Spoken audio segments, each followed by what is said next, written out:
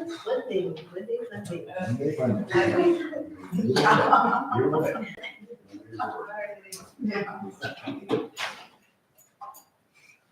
quite 5 years, so. This is, yeah, Nima. Oh, this is, you're gonna be part of this work session. Throw a chair, yeah, You can poke any if you have any problems. So basically what we're doing right now is because this, like I mentioned in the office, this is the historic building, significant building. But generally when it's in our, what we call historic history museum, we have these what we call work sessions to get a certificate of appropriateness, which means that, we all came to the consensus that, we're gonna get approved, or we're gonna get, at least go back and do some more, adjustments to your proposal. But anyway, that's what we're doing here. And then after this work session, is when we actually put your application, what we call the consideration for approval. And that's when, the board decide, or the commission will decide. Okay. So right now, it's very basic. We'll go ahead and get started. I mean, hopefully a little bit. I don't know if everybody's here, but I don't foresee this, work session taking a very long time. This is a weekend work session, is it, recorded? Yes. It's being run right now on live on YouTube. And then I'm gonna go ahead and put this on, because I need to transcribe it. Camera. And on the camera. My better side is showing. You're back. My better side. So Eddie, this is still on the schedule to vote on the agenda. Correct, yes. Right, okay. So later might not be very late. Yes. 6 o'clock, 3 minutes. Testing. When I try to transcribe, I have a real hard time hearing, so, what everyone says, so kind of like speak up a little bit so that we can hear it. Sometimes some important information is, it's harder to read, but for the most part, man, everybody's great. It just, I don't do it verbatim like I used to, because it takes forever. But now it's more of a, what's the outcome of the work session. Anyway, we'll go ahead and get started. Today is February 3rd, 2025. It is 5 p.m. We are here with the Planning and Zoning and Historic Appropriateness Commission. We are having a workshop regarding a proposed project on 2380 Calle de Principat. Let's see. It was submitted by Tiburcio Fritz, requesting approval to renovate his commercial porch back to his original state. It is in the historic commercial zone. The gentleman here is from, what's the name of your company? Tomlin Construction. Tom Construction. He was the one that applied. He is the one contacting the owner. He is representing the owner today. We did a little bit of research on the property. It is on our historic registry. If you see it on your packet, it is number 200. And number 200, and also because at first we were going to do the south side, right, of the building, and now after speaking with the owner, they elected to do both sides, so it kind of has the same age on the porch. So the front side, it actually is a different number. It's 119, right? You got a copy of that? Yeah. I'm gonna let Liana here, Aguirre, talk about it. She did a little bit of looking into it, and she can give us some That's history some on it. good stuff. Well, we can read this, I guess, we'll go over so this is the 119, Okay. and then the 200 is the one that's included in the package. Yeah. Is one part of the packet? Yeah, 119 is here and 200 is completed in your packet. But the south side is one. This is 219. Yes, so okay. the South. store, the exposing one, the one facing the plaza is the 119. And so here it says it's the Leonard Moran store. It's so that he said it's undergoing as a Thunderbird, the Messia. Right. But it's a Leonard Moran store, was built in 1963, a burnt brick from a local kiln. The structure was to have a second story, as evidenced by blocked up, partially completed windows above the canal level. Only about 3 feet of the story was completed when the project was halted. Moran was murdered in his residence at the rear of the store in 1866. A few years later, another Frenchman, Pedro Duhalde, was a saloon keeper and merchant in Mesilla, was murdered here also. The building has since been used as a saloon, a residence, town hall, and is currently housed two gift shops. I think actually it's just one gift shop now because the other ones. The building faces the plaza and is adjacent to the Reynolds Greek store to the north and the high parapet and has a brick coping. The windows are fixed wood frame and have brick segmented arches. All doors and windows are protected with the iron grillwork. So once again, this is the one that's facing the plaza. And so then the other building in the back, so that's going to be 200, and that's also just on the front cover of the agenda. Also, that one, this is a long, low line of adjacent adobe rooms fronting the street. At one time, the structure made up portions of the residence behind the stores that front the plaza. Now this building is being used as a gift shop. I don't think that's a fact right now, but a reminder, this is from 1977, this information that we're reading right now. This is a stuccoed adobe building with a flat roof, parapet, wood frame windows with varying numbers of lights and numerous wood doors, all fairly recent. Viga ends are visible, showing the level of low ceiling. Rough timbered lintels are evident. A porch spans the facade of the building and is made from vigas and latillas, installated in 1850. It's also a very significant building. And after a few little deeper research, the reason why this building, number 200, is really significant is because along the plaza, there's a lot of the territorial style buildings, and it stands out unique as a building that is not territorial. So it's probably, and actually, it's the only mention. It mentioned that this building in particular was the one that carried the porch in front. It seems like the building facing the plaza, the store now, that was a later addition too. So you may have noticed that, I don't know. But yeah, and the store building itself is just very, very significant. It's actually one of the oldest buildings that used kiln fired brick in New Mexico. So that's pretty 119. Yes, that's going back to 119. So. Yeah, very unique and has some, it's on the registered historic places and districts, and it was also part of the Historic American Building Survey in 1933. So, yeah. It's really Definitely goes from there. Yes, yeah, good stuff, Couple of them, good at stuff least. with this building, At least so, yeah, there are 2 murders, right? 2 murders. Bad place to live. So. I do have a question on, you mentioned that it was no longer a gift shop In the back, area. I believe it's just. That's a it's all- continuation of the it's a same. continu- Okay, But there's okay. no separate entrance. Correct, Yeah, correct, there's no okay, separate- that clarifies it, thank you. Yes, yeah. So, All right, yeah. any other questions for Ms. Liana? Yes, question. So are we gonna see with this proposal any changes to like the old door structures that are there? Anything having to do with the windows, I believe the only work that he'll be doing is on the porches. or just on Yeah, the and porch? Just the porch. Yeah, and he's very, I think he's been instructed and notified that there would be no changes made. It'll be, Yeah, even the design of the cutout of the beams and all that stuff will be Portals, identical. so, yeah. The brackets themselves and such. Another question briefly. Are we gonna reuse any of the, some of For the question. anything that's salvageable from? The only structure? thing is on the South, the south side? no, the east the east side, Mhm. there's these pretty old looking brackets. Yeah, Oh, yeah. That's the only thing Those we're are gonna pretty reuse. nice. wow. Because I mean everything else doesn't seem reusable, Okay, I guess. Yeah. Pretty old structure. Yeah. And the only thing that would be, I guess, visibly, if you took a lot of detail into it, different would be the brackets, the post brackets on the ground. On the Right ground, now right, they're touching the ground and they're super old. We're not gonna reuse them. So we want them typically at least like an inch above ground. So water doesn't. Yeah, so that would be the only thing. And then if there's like a style preference that anybody wants to, Of the brackets. yeah, Yeah. of the bride, they come in a lot of different styles Yeah. and like looks. So if there's like a vote on that, Oh. it doesn't matter to me what we put. Gotcha. How long, I'm so sorry. That's okay. I just got one more. How long is this gonna take place, the reconstruction? of I the- think a week per. Wow. Yeah. Oh, Per side.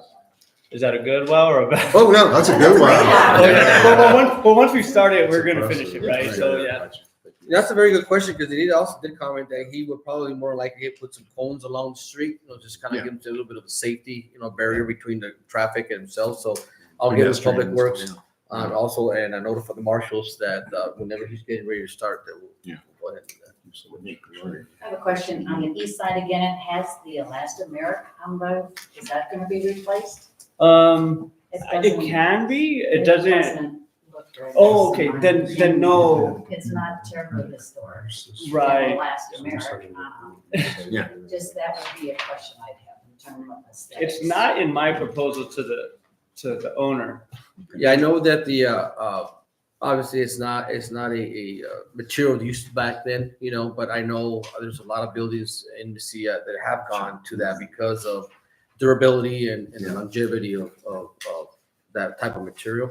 Now, whether it be visible from the street, maybe if that's something that you guys can paint, like put color in it, that instead of white, maybe have. Can like you a little bit of actually see brown it or from the something, street? Yeah, see, Maybe that might work so it doesn't stand out. I get what you see, because I see some of those. I mean, that doesn't look like. Oh, okay. Talking porch to me with elastomeric is different than a. Historic. You know, that you're trying to maintain the integrity of all the structure. Sure. And it's a very tall portal. Mhm. You can see it. If you can see. So yeah, maybe we Just a can. question. You would see it maybe right here, if you jumping onto as a pedestrian, you might see it right on I have a question. Yes. So it's a couple of questions. Is replaced just for structural integrity? yes, sir. Exact same. The south side initially was, somebody hit the the post, and we went and replaced it, and noticed that there's, More damage. like, there's just some stuff about that looked like it could be replaced, and then Right. when Eddie suggested, or brought up maybe doing the front, that's kind of to keep, the same wear and tear and same look throughout the whole building. The question I have is, the portal ends, it's not a wraparound, so No. you're not gonna wrap it around. No, No. exactly the way it looks now, just That's- new material, that's the way it's gonna look. I don't know. I got a question on historic nature. My understanding is the gentleman that built our property further down on Principal, he worked for the WPA, and he also operated that shop, which is the same building we're talking about, to train people to build furniture. Were you aware of that? I didn't hear, nope, not that. Okay. not Well, I was that just kinda information. curious. No, yeah. I mean, it might be something later on that we can add, if that's true, do an investigation and maybe add to the description. That's some good, that's also, there's, I'm right now in contact with the Doña Ana Historical Oh, good, Society as good. well to see, just trying to get as much information. And I as can possible. get you his name, who he was. Yeah, that would be great. Yeah. That would be great, Any other questions? I do. I do too. Yeah, so especially on significant buildings, when we say we're gonna rebuild it in kind, so I'm assuming there was, well, in the description on both areas, I think there were actually round vigas and latias on top. And so, Previously? oh yeah, I mean, Oh, years ago, oh, I've done it okay. years ago. Okay. So usually, I don't know if you guys can chime in, but usually when we're working on a historically significant building, the question comes up, and it's coming up now, is that when should we restore it to? What year? To one year. And anyway, that's, I know Part in of my our manual for the security, Secretary. Secretary of State, Yeah. right, there are, I think there's four, Secretary of State yeah, exactly. guidelines. Yeah. It's a little There are tight. four categories. One is restoration, one is preservation, right? And at this point, I think because, I don't know, maybe it's something that, maybe you can look into, Diana, is once it's past the state that the structure's in now is past those types of, I don't know if we can, or can we, Ask. conditions, whatever, I can Yeah, ask, yeah. but maybe can we say, okay, we would consider, but you have to go back to its original state. I don't know if that's something. Well, But I- sometimes. And that you know. funding comes from somewhere else too, right now the porch is the question and matter. Right. But when that definitely, I'm currently in the process of compiling all this information to make individual property reports to see at what point, when was this, when everything happened, when all the alterations and or restorations happened, because without that information, it'll be helpful in the future as well. Yeah. when people Can I say something? My house was worked on in the early 80s, and the upper stories was a wood structure. Right. And it looked like a shed on top of a house. And I was told at the time, they really had to struggle with that question. Yeah, Do right. you replace a crappy looking addition, or do you make it fit architecturally with a At that historically time. significant Yeah. structure? That's a common question in rehabilitation Yeah, I and would historical imagine. preservation. I don't see Yeah. that as an issue. No. Yeah. Yeah. Which did you go with, the crappy replacement? No. Not at all. So Eddie brought up a good point that kind of reminds me, when the study was done, the last survey was in 1977. So my assumption is that's when, it's kind of frustrating because that's when the survey was done, but the building was built in 1860 or whatever. So I'm assuming that that's when they documented the current condition of the building. And that's why I kind of think along the lines of your thinking is just replace it in kind at that period, 1977 or I whatever. think so. Well, if there's no previous documentation, Yeah. it's hard to make that Yeah, comparison. exactly, exactly. Even though photos are mentioned. If that was an issue or that was like a preference, it doesn't matter to me. I could rebuild it however you tell me to. Oh, Like, okay. yeah, you would rather have a 6-inch diameter, round Viga. post and then Vigas on the top with Latias underneath. To But I me, think that's- that, but you're the contractor, though. I think you would Yeah. have to talk to the owner. Right, of Because course, I'm just saying. Oh, yeah. It's very easy for you to say, hey, I'm just gonna toss it. I don't even know if it's more expensive. It doesn't hinder my job. Of course, we would have to go to the owner, but I'm just saying. And definitely, if the owner would agree, I think that would be a big, much better in a sense, right? But, A comment. Please. Because of the fact that this is, you're looking at approving the porch or restoration of the porch. You gotta take into consideration, like you're talking restoration versus Reconstruction. Yeah. Since you're not working on the building, this, in my opinion, is a restoration. Oh, well. Because you're not working on the building, you're not going to, hopefully, you're not gonna get into a situation where you're disrupting the use or the significance of the building itself. Yeah. So what you use is not that critical that it has to be something from 100 years ago. Yeah, right, Okay. exactly. So just kind of keep that in No, mind. that's a good point. Good point. All right.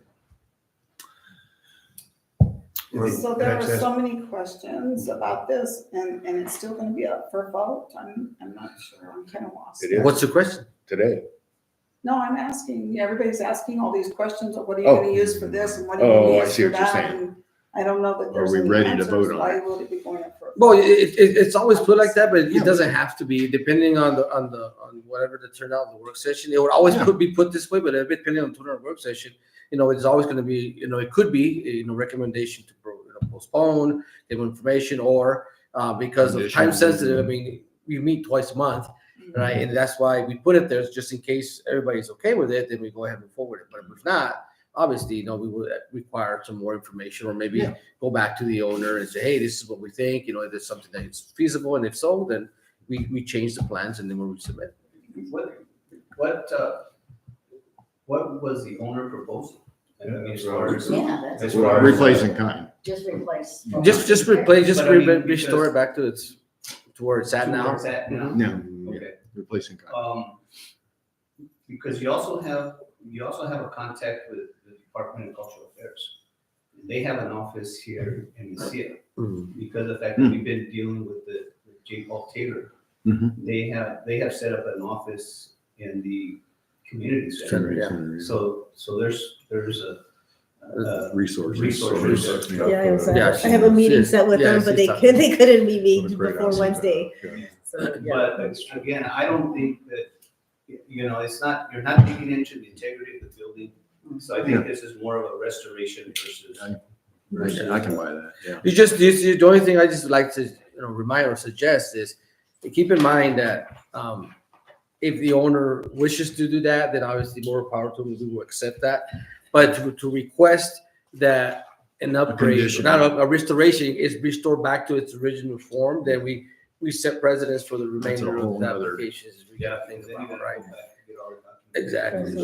Exactly. So, I don't know, before maybe we move to the meeting, maybe you might want, if it's accessible or is it available, for a phone call in between, the work session and our meeting, so maybe you can get an answer from him. If not, it will be definitely have a consideration in our regular meeting, but it is potentially it could be, requested or postponed to get some more information from the owner if he's willing to,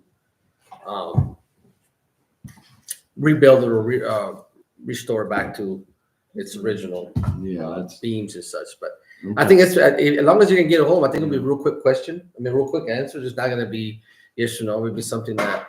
But I don't think. Again, if he was to do that, I think great. I mean, but I don't think we should hold them back because we're going to ask. No, I agree with that. But if, in the other circumstances, yeah, that is usually if the commission feel that, we need more information, then, yeah, definitely it's not there for approval because we need to do an approval or consideration today, so.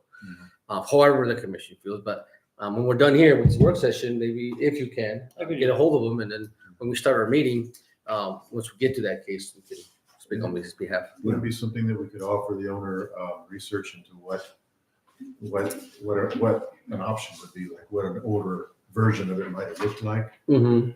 Maybe he's not. Yeah, as long as he's willing to consider that, I Do think. we know, are we able to find that out? I'm pretty sure she knows that it's been in their family for maybe ever. Long time. Yeah. So they might And I think remember. her dad is the one that put up this current porch. So I'm pretty sure Yeah. they know. I just have to ask. I just want to add that I think it's gonna, I'm sorry, that it's, I think really structural integrity is really, I know we need to consider the look of it, but I'm just kind of wondering about, are pedestrians at risk because it's already, it's already compromised. We can go back to the 1860s if we want, but Yeah. my thoughts are, why can't we just maintain it the way it is? It's just kind of That's- like, I'm just. that's thinking my about That's it. what I would go with. Okay. Especially on your comment, It's because just my thoughts. but, you would struggle with, well, how far back do we go to that? Mhm. In other words, mud roasts, Yeah. tortillas. How far do you go? And how far do you go With out? willows. I already see that, I just walked by there on the way to the office, or the way to the meeting. And I can see, I didn't notice so much on the east side, but the south side, you can see that it's been damaged with water up above. So I don't know if that has a lysomeric, yeah. But anyway, I so- feel like, excuse me, I'm sorry. I feel like he's already presenting what he's going to do. And I'm not sure why we're talking about all this other stuff. He's Well, actually 'cause it's pretty important. clear on what he wants. Yeah. I don't know, I feel like, we keep beating a horse, but I think we need to look at what he's presenting first, and then later if something else comes up, then we address it at that time.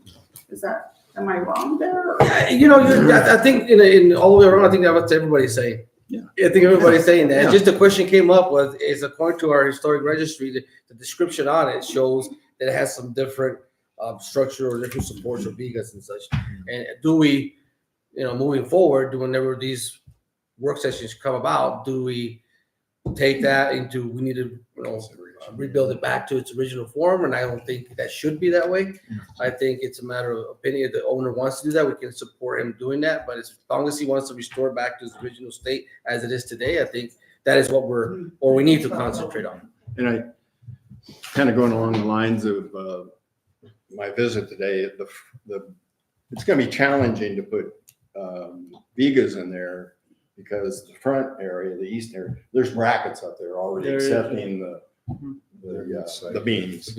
And then on the other side, it's a lintel. Yep, you're right. That's what I was You saying, tied into- because So it would be real, it would start to impact the existing structure. integrity. So for that reason, yeah, I'm all for just putting back in comment. Oh, I did have a comment that scale wise, I think it's pretty important scale wise. On the front, it's 4x4s, which describes it there, but it's full dimensional 4x4s. And Yeah, if you go on the other side, it's the smaller. I think it's 6 So by it 6 just and looks 4 kind by of 6. skimpy. Yeah.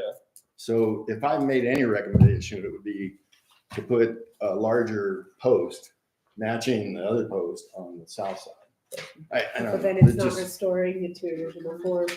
Well, You know, that, so that should be the building facing the plaza, that addition was done way later. So it's gonna be very different to the building that's done in front of it on the south Yeah. side. Good point.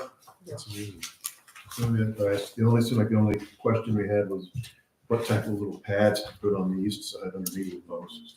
Yeah, right now there's like a concrete Those are Yeah, concrete. little thing, Those are- and I was talking to the owner, and I don't know if, we don't know what's underneath it and how it's attached, so we won't really know until we cut it out, pull it up, if it's even attached, and what the best, if we could keep it that way, that's great, but obviously, like, the function is probably more important, so we'll have to do whatever. Keeping water. And the Yeah. purpose for those concrete thing is, I guess, to elevate the. Probably protect it, maybe, or The just water- look, I don't know, water because damage. it goes down to the foundation or the concrete, right, the sidewalk. Hmm. So they're just up, so I don't know if it's attached to the sidewalk and then that, or Oh, right, what, so. right.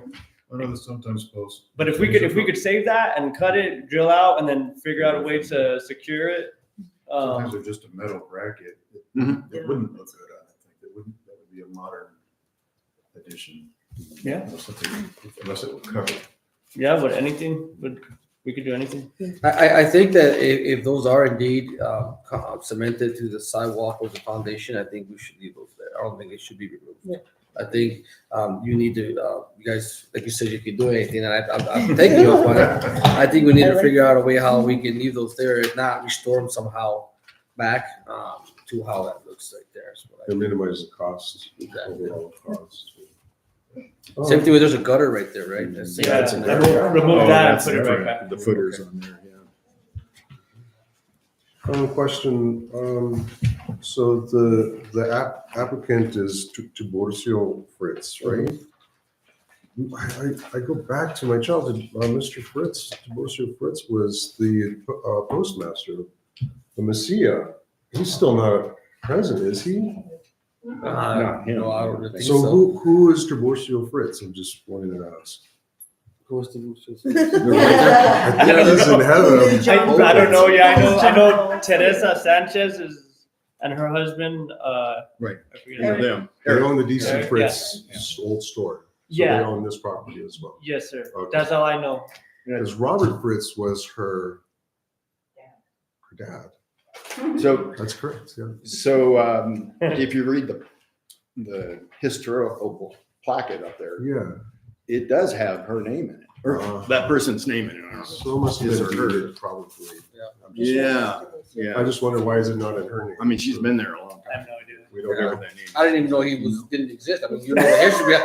They put down to Mutual Yeah. First. I took it as, and the property is under Just like asking, a yeah, family yeah. trust. But it's the same family. Yeah, It is. Yeah. Okay, okay. it's a good. Oh, that's right. I don't. Anything else? I don't, no, since you're the contractor on this and you're signing up for a permit, right? So, okay, that's comes later on. Yeah, his business license Yeah. is in the Yeah, I packet. saw that. Okay. All right. Well, All right. that's all we got. We'll take a quick 5-minute break and then we'll get situated for All right, thanks, Eddie. our regular meeting. Yeah, thank you. Do I come back? Stop. You can stay with me. You know, You gotta stay here. We're just gonna rearrange the tables here a little bit. Can we start at 5:30? Yeah, it's immediately after the work session. People don't know about it. When it's They just- come late.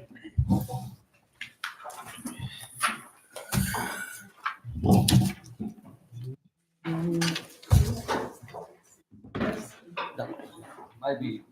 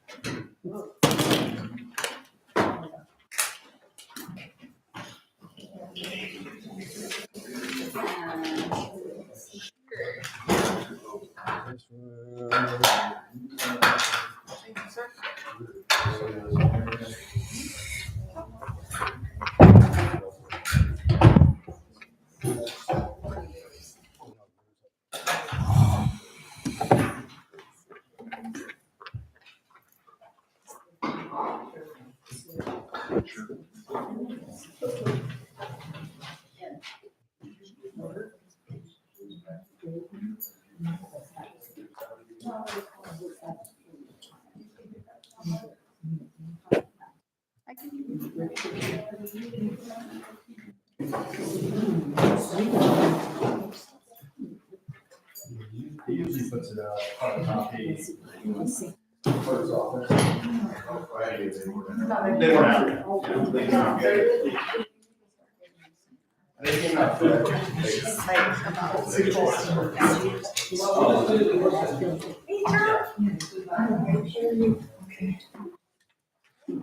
What is it?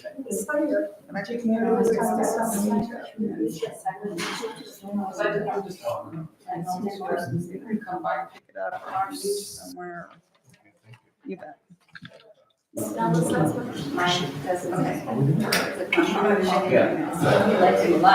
Oh, yeah.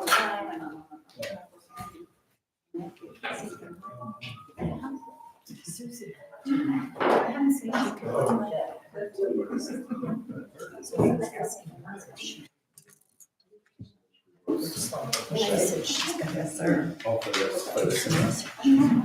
Which is smart.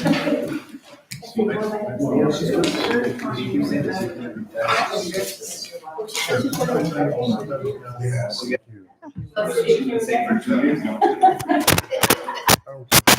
She's got this other thing. We're just going to have Any reminders, you're on track?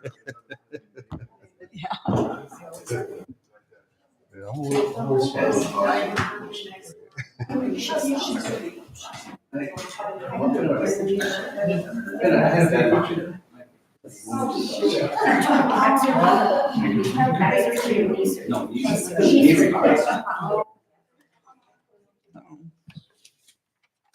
But I had one, I had my first one done. And in 4 weeks I was back to it. So I had the second one done in October, you know, we go just as well. I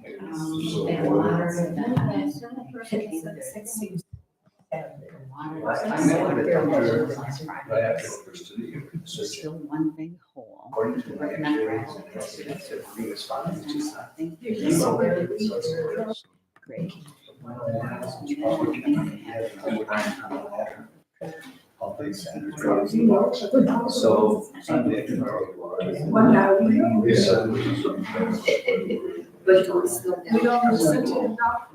You know, like, 4 days, she was.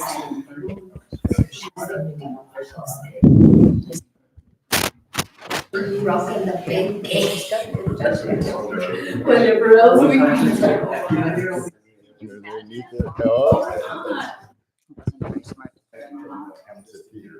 Oh, yeah, all the good stuff.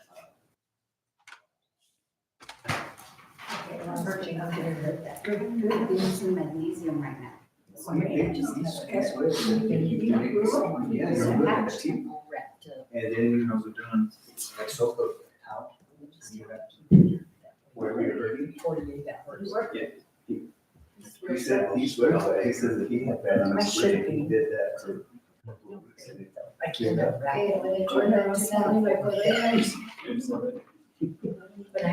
I'm gonna try to. But, you know, it's hit and miss, you know, some days I feel great. Other days, And I think that's part As of we get older, all the first one I did was during the spring in the summer, so it was nice and warm. long for the winter. And this was. So you all sure it's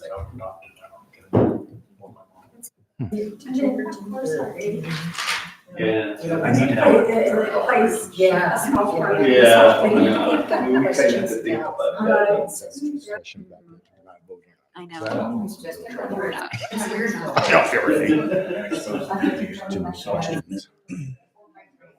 And the proponent is Barnell. Is not. That's even, I told them, yeah, she's got a son on it too. I had to take her to the ER this morning. Well, he's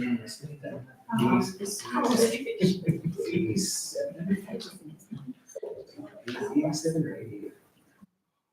He's got all kinds of.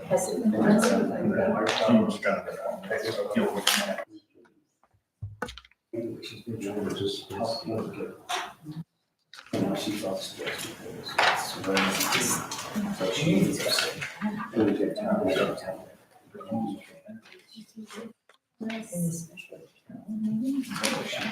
She called me this morning. During the hearings. I'm like half dressed this morning, and I come to see her. What she was putting in his mouth. She's okay, it's so funny, we just. Titles, we just teaching, like, we just moved off the titles, all the things, it's good. There's another county. When I sold it, she does.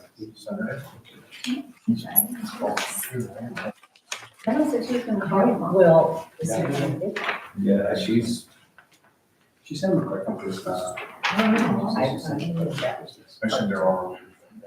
We don't want to go out anymore. We don't want to go out in town. Oh, actually, I need a highlighter because I love. Like right now, I know, it helps.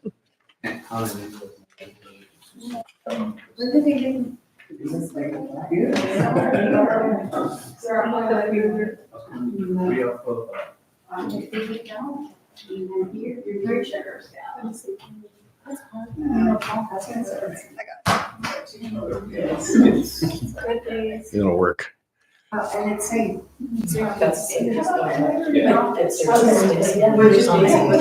Anybody else? Good, thank you. Well, that's the way I woke up this morning. I literally almost had to roll myself out of bed, but I couldn't. My knee was just one word. Are you doing the record? Yeah, I'm like, oh shit, this is private. Right. I'm gonna take it back. He's like, why didn't you cry?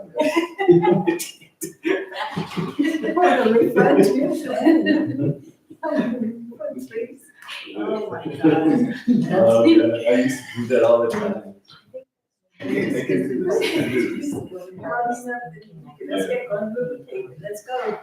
I was putting in my calendar for whatever I could find, whatever anybody was telling me, put this, because I was putting in my notes. Almost to the point where I almost decided, I'm gonna say. And then I said, no. Thank you, I love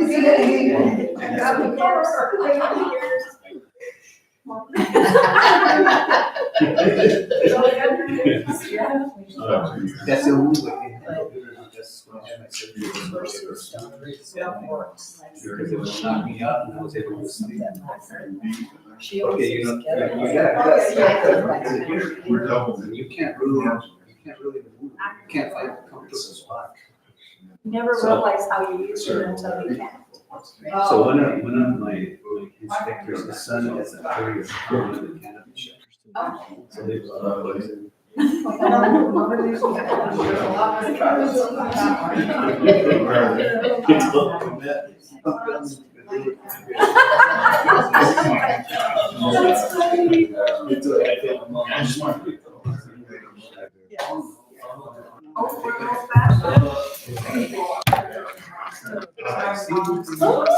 Oh my gosh.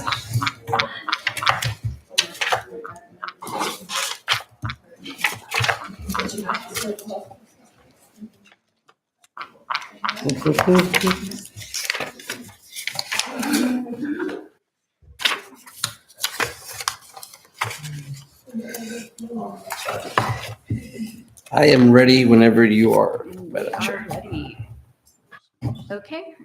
It is February 3rd, and we're here for the Planning, Zoning, and Historical Appropriateness Commission, regular meeting at the Mesilla Town Hall. First item on the agenda is the Pledge of Allegiance. Please stand. Pledge allegiance to the flag of the United States of America and to the republic for which it stands, one nation, under God, indivisible, with liberty and justice for all. Next up, we have roll call and determination of a quorum. Salazar. All right, Commissioner Gallegos, Present. Commissioner Miller, Present. Madam Chair Alba, Present. Commissioner Mulvihill, Present. and Commissioner Walkinshaw, Present. and Commissioner Reeves. Madam Chair, you have quorum. Thank you. Okay, next is changes, approval of agenda. There were two that I saw. Sure, cool. One was, let's see, number 3, appointment of new commissioners, vote for seat on commission. That needs to be struck. And number 5, it says discussion of process residing. It should say pertaining to election of chair, vice chair, and secretary. Does Okay, anybody- I'll make those adjustments. If the commission wants to approve, I do apologize. On number 3, there was a leave over from the last agenda that they had it on there. It probably caused some confusion. Again, I do apologize about that. But it wasn't meant to be there. Madam Chair, may I speak? Yes, please. I'm not sure if this is the time or not to make any corrections on the draft from our last meeting. The draft or the Yeah, the draft. And the minutes? minutes? The minutes of the workshop. The minutes come later. Yeah, we'll get to that point. Consent agenda. Okay, let's see. Madam Chair, do I get a motion on those changes on the agenda? Yes, absolutely. Can I get a second?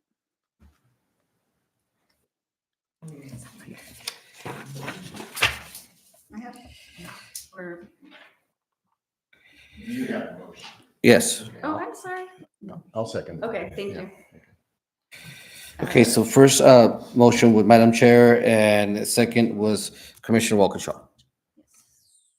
Anybody discussion on approving the agenda and those changes? Madam No. Chair. So do we, at this time, ask the questions about anything we have on the agenda? That's that. It's just to approve the order of the agenda that it's going to be see that. Once we get to that particular agenda topic, that's when we would have a discussion on that. So if there is no other, I'll go ahead and take the vote with your permission. Thank you. Okay, Commissioner Gallegos, Yes. Commissioner Miller, Yes. Madam Chair Lucero, Alba, I apologize. Yes. I'm still getting that out of control, like, Future habit. Commissioner Walkinshaw, Yes. Commissioner Mulvihill. Yes. Madam Chair Alba, 5-0, motion passes. Thank you. Okay, let's see. Next is discussion of process. I'm sorry, for approval, ratification of vote for seat on commission, election of office, or a reconsideration of the process for the seat on the commission, election of office. Correct. Now, this discussion was put on the agenda today because last meeting that we had, we did a vote for the seats in the commission. And when we took that vote, or whenever I took recommendations for someone to run as chair or act as chair, there wasn't, I don't believe there was enough time for any other, what's that word? Whenever you vote for somebody, yes, whenever you propose, hey, I recommend, so and so and so. So anywho, and this is just a discussion. Now, the way it was done with the vote last meeting if the commission is happy with the way it was done that way and happy with the way the way the process was, not so much the outcome, but the process, then we can leave, we can vote on leave it as is, because I believe that the process or the way it was done, the voting of last meeting was done okay, correctly. If you feel that it wasn't, that there wasn't an opportunity to nominate somebody for that position, then we can go ahead and vote on that to redo the vote on that's from last meetings that we had. So again, it was hard to kind of like put together, but I think the best way was leave it up to the commission to say, hey, if the process of the way it was done the last meeting was okay, we can go ahead and leave it as is. If not, we can go ahead and vote for a re-election of the seats. So any discussion, I'm open to stand by. I do. Speak. Yes. I think the big issue that you didn't mention is the process last time for nominations did not follow at all the Robert's rules of order. It's in order 11, Article 11-B. It talks about nominations and elections. We didn't follow that. Okay. No, we didn't follow that. Yeah, the nominations. I've been here. This is my third time, beginning of the year. We probably never followed them in a sense, right? But doesn't mean it's right? Obviously. So I was just going with past practices and such. But definitely, I mean, that's how you feel. We can always, go back to redoing it again, so we get those follows. But it's not. Again, it's up to the commission to decide. Thank you. Yes, absolutely. I had an opportunity to spoke to Mr. Salazar and the mayor, and I actually reviewed the meeting. And even though you did not specifically say, are there other nominations, you did leave the floor open, and you asked for discussion or questions. At that point, any one of us could have said, I want to nominate Martha, I want to nominate, Mr. Gallegos, but nobody said anything. So the votes were actually, the nominations were, there was no opposition. Nobody said anything at that time.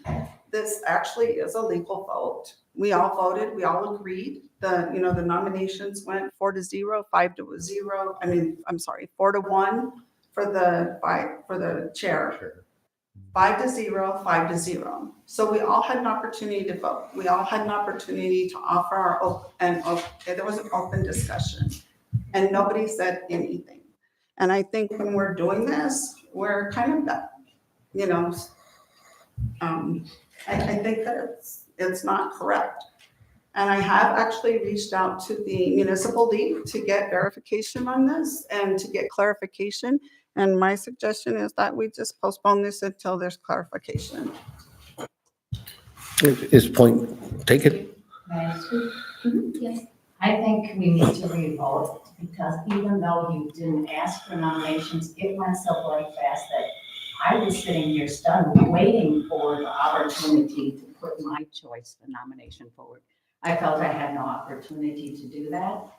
And just a week or two earlier, I had been at the BOT meeting and saw how that vote was won. And there was a nomination, no second, a nomination, and then discussion. And we did not have that. That did not take place. Okay. Commissioner Gallegos, have any comment? So Mr. Salazar, so Robert's Rules of Order, can you clarify how those were not followed at our last meeting? Okay, typically, Robert's Rule of Order typically is whenever it's a position open for the chair, especially at the beginning of the year, you would open a discussion for anybody being nominated for that position. Whenever Commissioner Mulvihill nominated Madam Chair Alba for that position, I took that as a motion to approve right? And it's not really a motion, it's a nomination process. Motion to approve is whenever you approve any kind of consideration, and that's not what we were doing. We were doing more of a nominations for the seat. So when a commissioner nominates another commissioner for a position, then there still should be enough time for any other nominations to kind of like throw the name in the hat, in a sense. And that's, I think, just the process that was not followed that should have been followed. Now, once those nominations are in the hat, then there's the discussion, and each nominee would then speak out on his behalf or her behalf why they feel. Oh, first of all, is to accept that nomination, and also to kind of like give an intro of themselves as far who they are and what do they have to be able to support or they've been nominated for. And then after that, then you vote. After the discussion is done, then you go to each commissioner, not as a yes or no vote. You would pick between, if there is two, I'm just giving an example, then I would say Commissioner Gallegos, which one would you support? And I would be either Commissioner Miller or Commissioner, which one? And that's how it goes down the road. It's just the way that was done. It just didn't follow those rules because. If I can follow, Madam Chair, I want to ask the commissioners, if do we believe that there's a way to rectify that today? Yes, there's. Okay, that's my question. Thank you. May I? Yes, sir. So I'm gonna go ahead and resign today. I've given it further consideration, so thank you. Just to make it tricky. Yeah.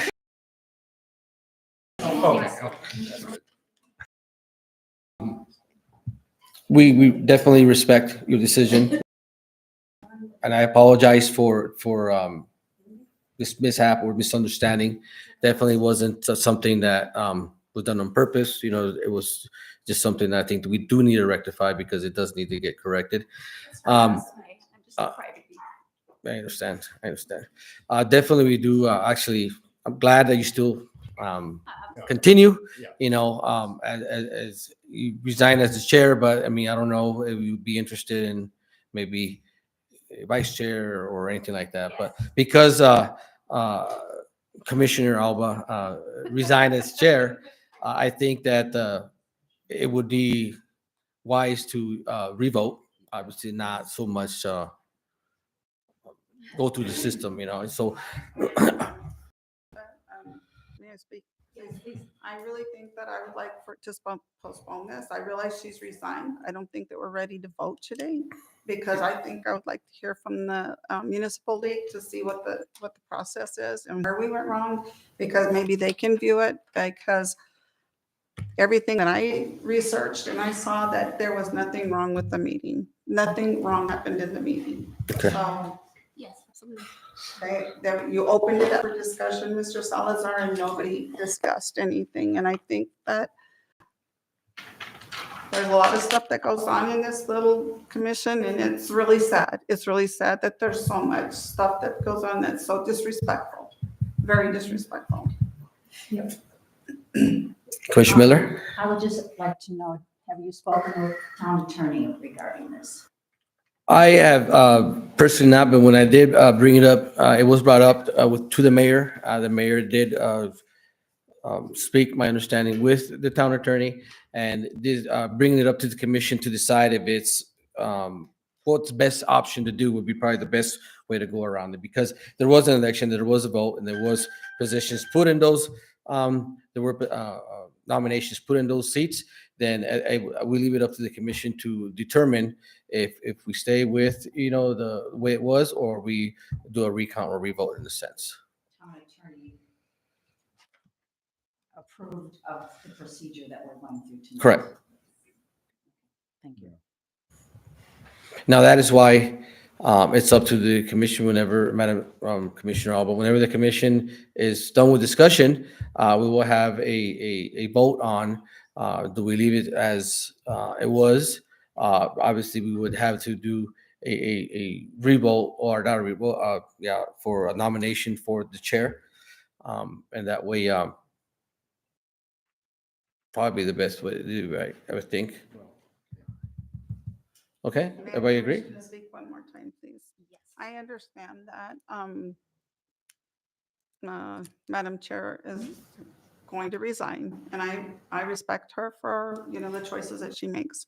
But I think in the future, that if you're following the way it's supposed to be, even though specific words aren't given and specific things are not done, that if you did what you did, Mr. Salazar, which in everything that I looked up and watching the meeting, you did what you were supposed to do. I'm not sure who said you didn't, but I think that this whole thing has caused a lot of conflict, even more. Thank you.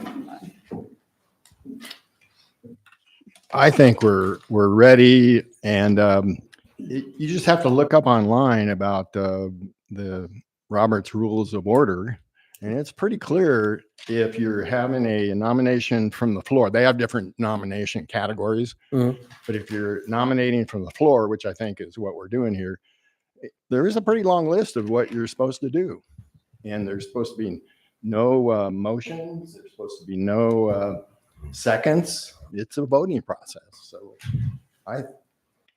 Okay. I mean, maybe if we can get this information out, then we can postpone it for now. But this process that we did last time does not meet the rules at all. So that's what I'm. All right, so does the commission wish to continue and proceed with the item number 14 or number 5? Item number 6 for approval, ratification vote for the seat, commission, or reconsideration of process. Right? Everyone, Commissioner Mulvihill feels it needs to be postponed. Of course, that's could be part of the decision, but we would first make a motion to do that route, right? And then if it passes, then we will have to go through the nomination process again. Okay? Everybody okay with that? All right. Let me go back. You don't really make a motion, right? I'm asking for, yeah. Oh, okay. You're asking for a motion. Yeah. Okay, I was not clear about that. No, I'm asking for a motion for one of the commissioners for number 6, Right. to consider re-voting again for the nomination because it wasn't done correctly, right? Is that where we're all? Yeah, and what I would suggest, based on Commissioner comment, is we could postpone it and get this information out to the staff here, so we all know what the rules of order are, and maybe have it on the next meeting. It's what the commission. I think we were ready to vote 2 weeks ago, and why would we postpone it? Okay. We were ready to vote 2 Okay. weeks ago. I made the motion that we postpone. Any second?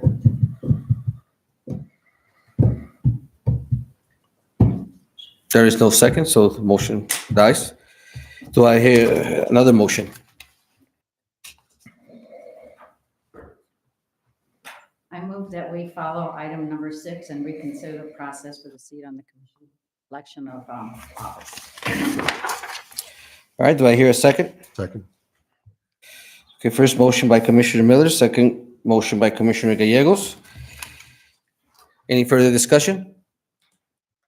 No. Commissioner Gallegos? Yes. Commissioner Miller? Yes. Commissioner Alba? Was that a yes? Yes, I'm sorry. sorry. Commissioner Walkinshaw? Yes. And Commissioner Mulvihill? No. Motion passes 4-1. So we will move on to the next item, which is to vote any for nominations of the seat of chair for P and Z from SIA. So do I hear a nomination? I nominate Eric Walkinshaw. Okay.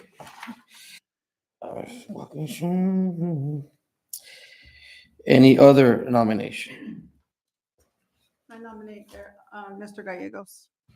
Commissioner Gallegos. Gallegos. Okay. Anybody else? I like that idea. I'll nominate Mr. Gallegos. Okay. So if there's no more other nominations are closed.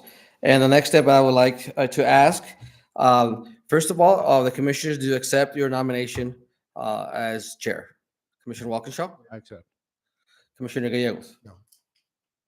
Commissioner Gallegos does not accept nomination for chair, so he is not included in this consideration.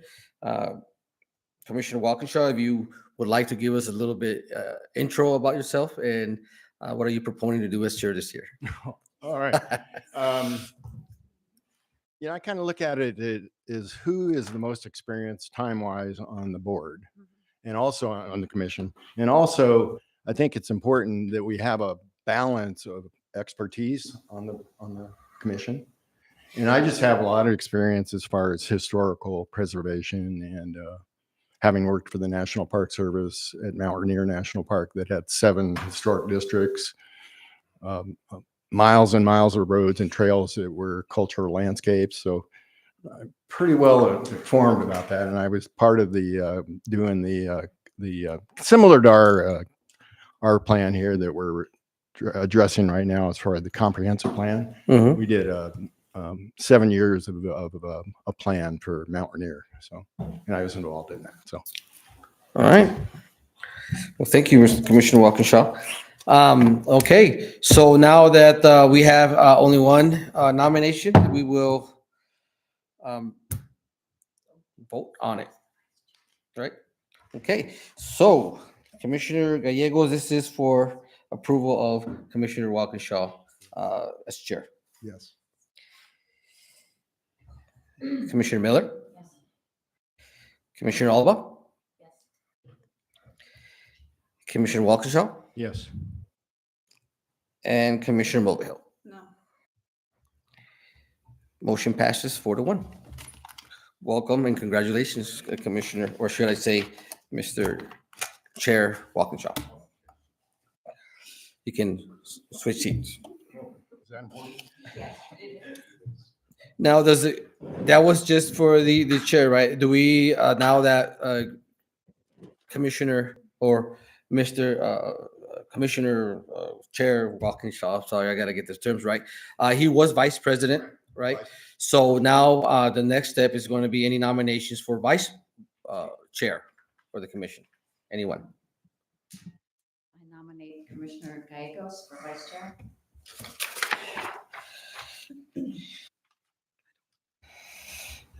Anybody else? Pardon me, I nominate Commissioner Alba as vice chair. Commissioner Alba as vice chair. Anyone else? No? All right, nominations are closed. I would like to ask Commissioner Gallegos to accept nomination as vice chair. Yes. Okay. Commissioner Alba, do you take a consideration on a vice chair position? Yes. Okay. We have 2 yeses. All right, so moving forward, Commissioner Gallegos, could you give us a little bit about yourself and the position you're about to take? What experiences do you have? Well, I'm new to the commission. I've only been here since January, and but it's been a great learning experience.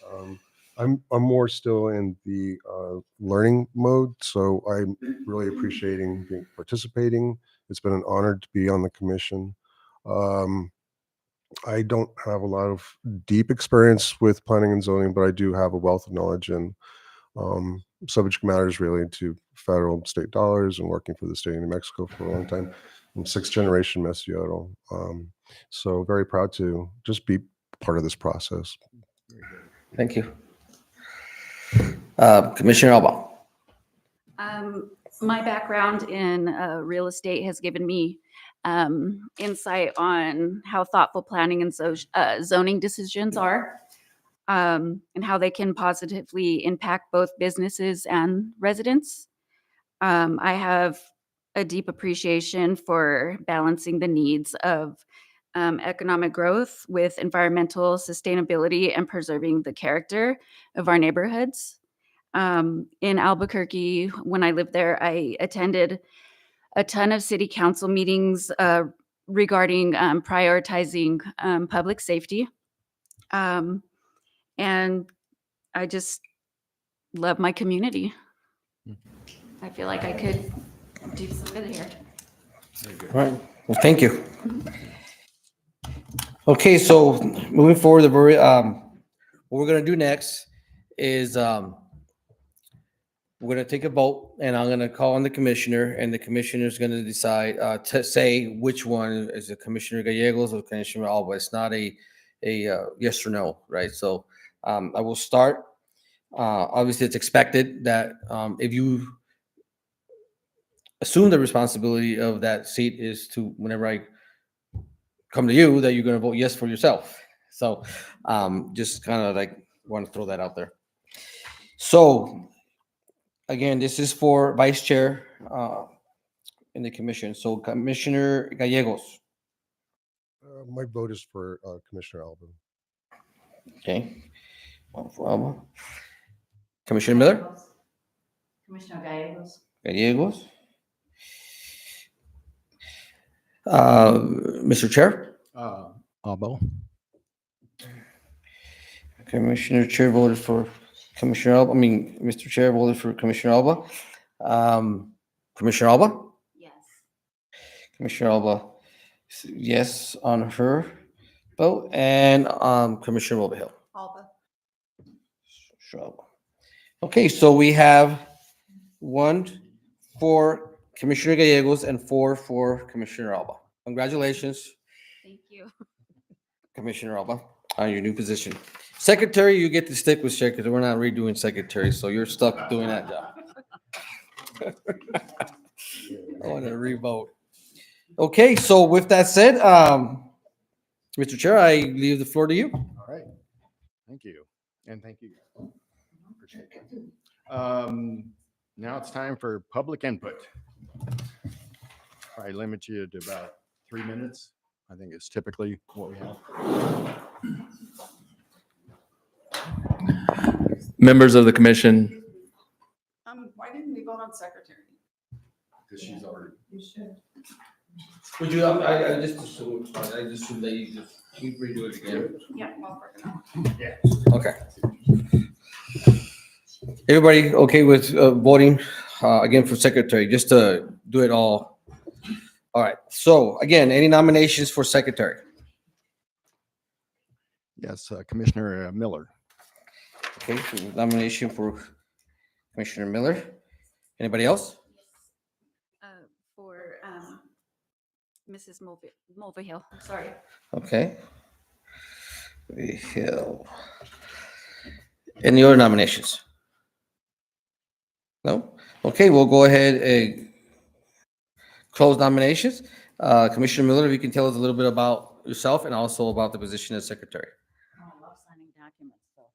I've been in Mesilla 20 years, live in a historical house. My career was with the building trades. I started out designing mechanical systems, went to designing electrical systems, worked for architects, and most recently Bohannon Houston here 14 years doing civil engineering work. So I love Mesilla, and I think my background is well suited for this post. All right, thank you very much. Commissioner Mulvihill? Yes, hi, my name is Martha. I have, my family has been here since the 1600s. It's the Estradas and the Gallegoses, and the Garcias. I love Mesilla. I'm glad to finally be back in Mesilla. My mom was born and raised here. I have been an occupational therapist in the whole community of Doña Ana County for over 30 years. I am the secretary of a foundation in Roswell for my best friend who passed away with cancer, and we are a money-making foundation, we give out $10,000 scholarships every semester to at least 5 people. We are very active. We are very, and the community loves us in Roswell. I feel like I can offer to Ms. Zia a lot of the information that I have learned from being on the board of the Angie Ramirez Memorial Foundation. And I want to learn more, and I want to be able to provide for my community. All right, thank you. Okay, same as we did with both the chair and the vice chair. I will mention your name, and if you can give me a name, either Commissioner Miller or Commissioner Mulvihill. Commissioner Gallegos? Commissioner Miller. Commissioner Miller? Mr. Chair, Walkinshaw? Commissioner Miller. Commissioner Alba? Commissioner Mulvihill. And Commissioner Mulvihill. Myself. All right, well, the vote is 3-2. Commissioner Miller wins as secretary for the commission. I apologize, I was just for not assuming to revote and consider somebody else for this position. Mr. Chair. Yes, we're ready for number 7, which is public input for 3 minutes. Anyone who wants to get. Mr. Chair, members of the commission, Mayor Hernandez, I just want to say, first off, thank you for your service. You know, this is a job that, you know, I've sat in this in the same seat you've been in years ago, and it's you know, it's not an easy job. You have some decisions ahead of you, and I appreciate everything that you all do more than anything. So keep up the good work. Know that you do have a team that does support you with anything that you need as well. Congratulations to the newly elected, or appointed, I should say, members there. And thank you for also the re-review of the process this evening. I think that it's important that when we look at trying to be as transparent as possible, that is one of the key things there. And we want to make sure that we're following Open Meetings Act as closely as we possibly can. Well, to a T, not as closely as we can. You know where I'm getting at. But that's where we want to make sure that we allow due process. So thank you for that happening this evening. You have a great year ahead of you. And like I mentioned, let's see what we can do. Thank you.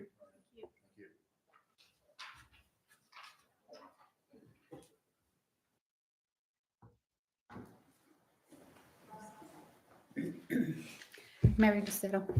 Hello. I'm a little disappointed at the way things went today. As per the Robert's Rule of Order, on the website it says, are Robert's Rule of Order legally binding? The answer is no. Robert's Rules of Order are not legally binding unless entity formally adopts them. The first vote should have stayed. A new person in the seat would have been great. New eyes, new ears, not a total business person, which more of a community person would have been absolutely phenomenal. I'm sorry you got bullied out of it, and I'm very disappointed. Thank you.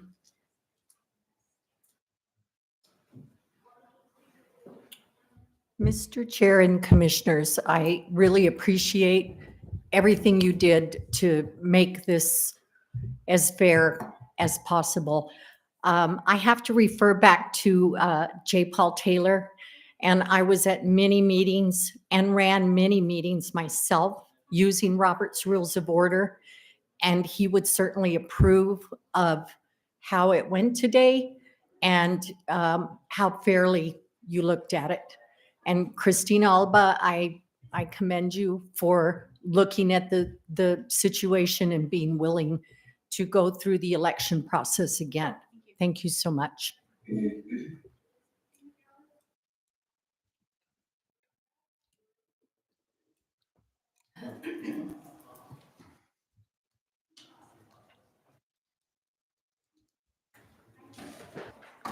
Any other comments?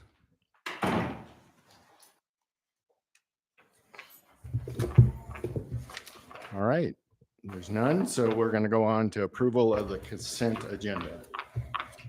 That involves A, which is the approval of the minutes from the January 15th meeting, and then also B being the January 21st meeting. So, I move to accept the consent agenda.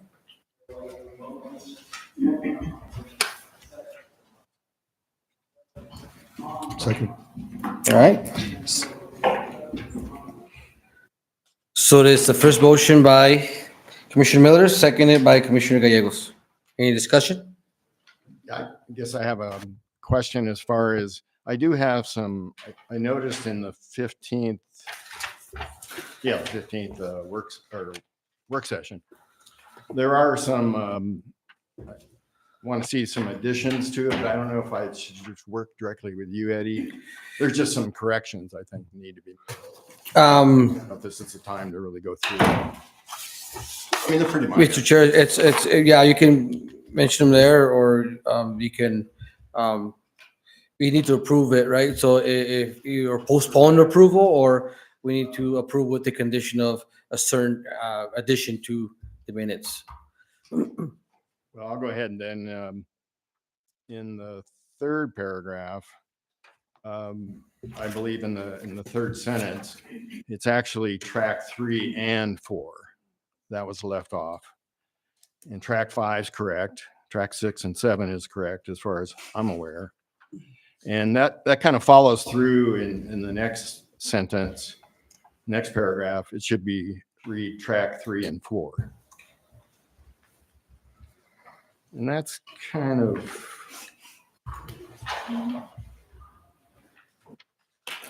oh, and also on the second page, on paragraph 1, 2, 3, 4, 5, it talks about the nearby, well, it says an email was read and sent by Frank Acosta. And it said, who is a nearby plat owner on track 6. Well, I think he's in track 7. Track 6 is 6C is Mrs. Or Miss, I think Miss Segovia. I'll double check that, but I'll make a note of it. Yeah, just, we'll make those corrections. So that's all I had.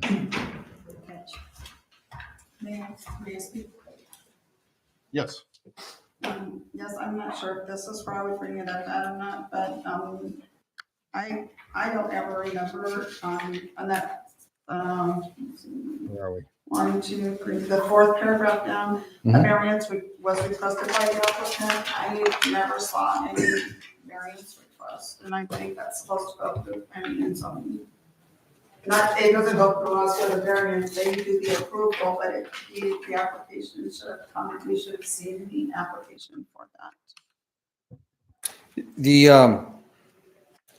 So the question is not so much what was said, it's just you don't agree What wasn't said. what we discussed about, but the minutes themselves do reflect what we did discuss, right? Was that what I'm hearing? I didn't know that a variance was requested. Yeah, in our subdivision title 17, there is a section in there for a developer to request a variance to the P and Z from all the regulations set forth on that title. So, and if you look at the subdivision application themselves, there is a note on there, or section on there, does a developer or the applicant requesting a variance, and it is stated on there that he has requested a variance. And this one here, I did have to ask that. I did have to do a little bit of digging on that. That's a very good point that you brought it up, because I didn't know that, the P and Z would include variances in their approval process. I thought all variances went through the Board of Adjustments, and subdivisions, it does not. A subdivision variances for the Board of Adjustments is an overall for the whole title in itself. but because the subdivision Title 17 has its own variance process, it clearly states that the variance is requested to the P and Z for approval. And that would be the summary, correct? Yes, The summary. correct. The alternate procedure, correct. May I speak again? Yes. The application for variance at 17.40.020, it says it shall be submitted by the subdivider at the time of the preliminary plat, and it shall be full grounds for the application. The final approval of variances rests by the is granted by the P and Z and rests with the BOT. That's what Correct. ours says. Yes. So I'm just saying, I don't remember us getting a formal application for a variance and what Yes. we're doing. No, you're absolutely right. You're absolutely right. The only thing is we're not talking about proving minutes right now. We're talking, but I could, Mr. Chair, if I could just answer that because just for clarity and transparency and such. You're absolutely right. Exactly what you said. So just the discussions that we had were only as work sessions, right? If you look at our title, and we're going to talk about that, and let's just hold back on whenever we go to the subdivision discussion. That's what we're going to talk about. So everybody's on the same boat how a subdivision process works. But right now, I would like to go back and focus on approving the minutes as they are written.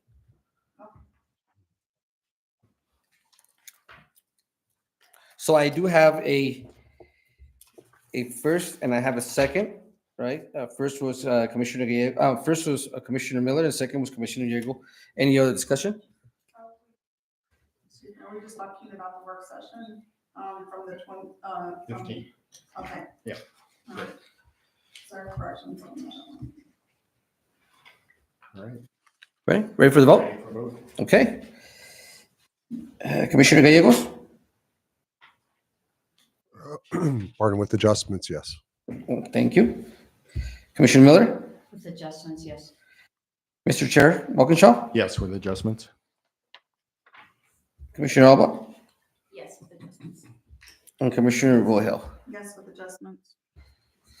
Okay, Mr. Chair, motion passes 5-0 with adjustments.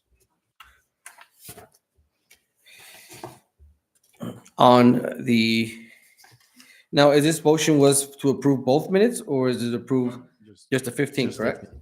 Okay, so now we are talking about the one on the 21st. Do I hear a motion to approve? So moved. Second. Any discussion? May I speak? Yes. Okay.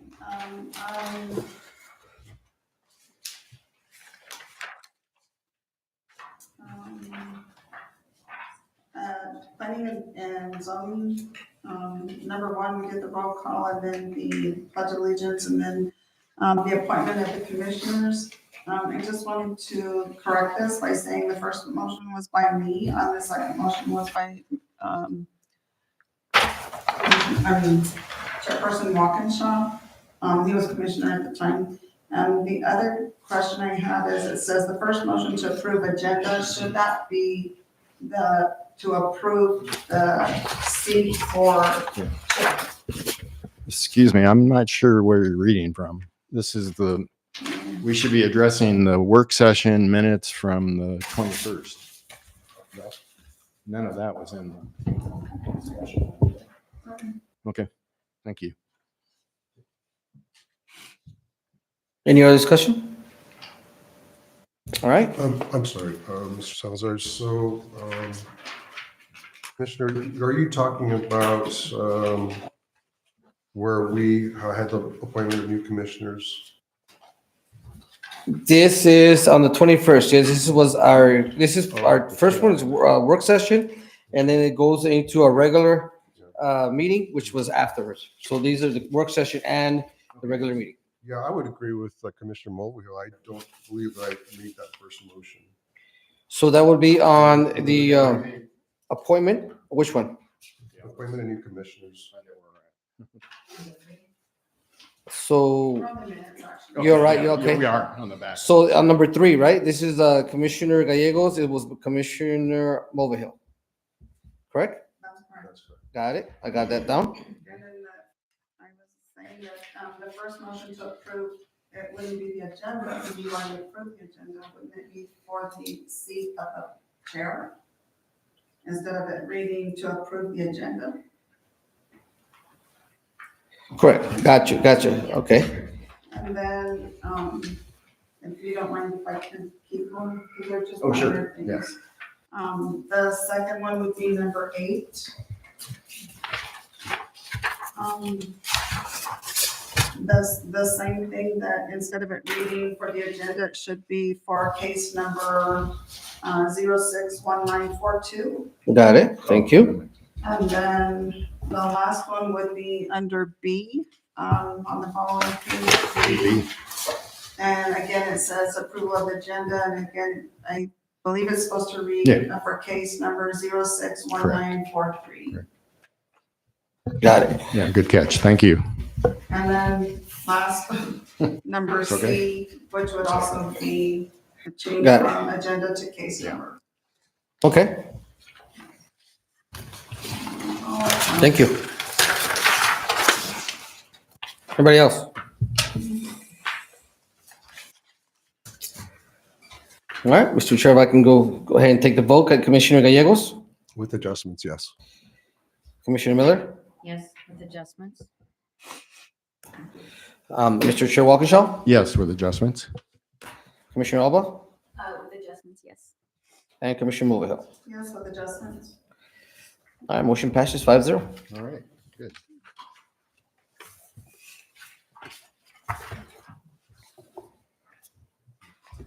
Okay, so we're done with 8 and going out to actions and considerations for the first one on 9A would be the P and Z case number 061946. Okay, yeah, this is case number again, 061946. It is at 2991 Estrada Road, was submitted by Abel Sanchez, requesting approval to demolition a small old shed to include foundation and erect a 2-car garage on the property. The zone is residential agriculture. Mr. Sanchez is looking for approval to erect a 22 by 30 foot accessory building for the purpose of 2-car garage. Currently, there is an old, smaller shed that will be demolished to include a foundation.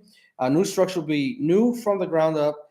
The property is a legal non-conforming parcel. According to Doña Ana assessor's parcel map, it is a 0.30 acres, which is roughly about 13,068 square feet. A mortgage note shows that the property on 102366 to be the same size that it is currently is 0.9296 acres. Mesilla Town Code 1860. 0.10.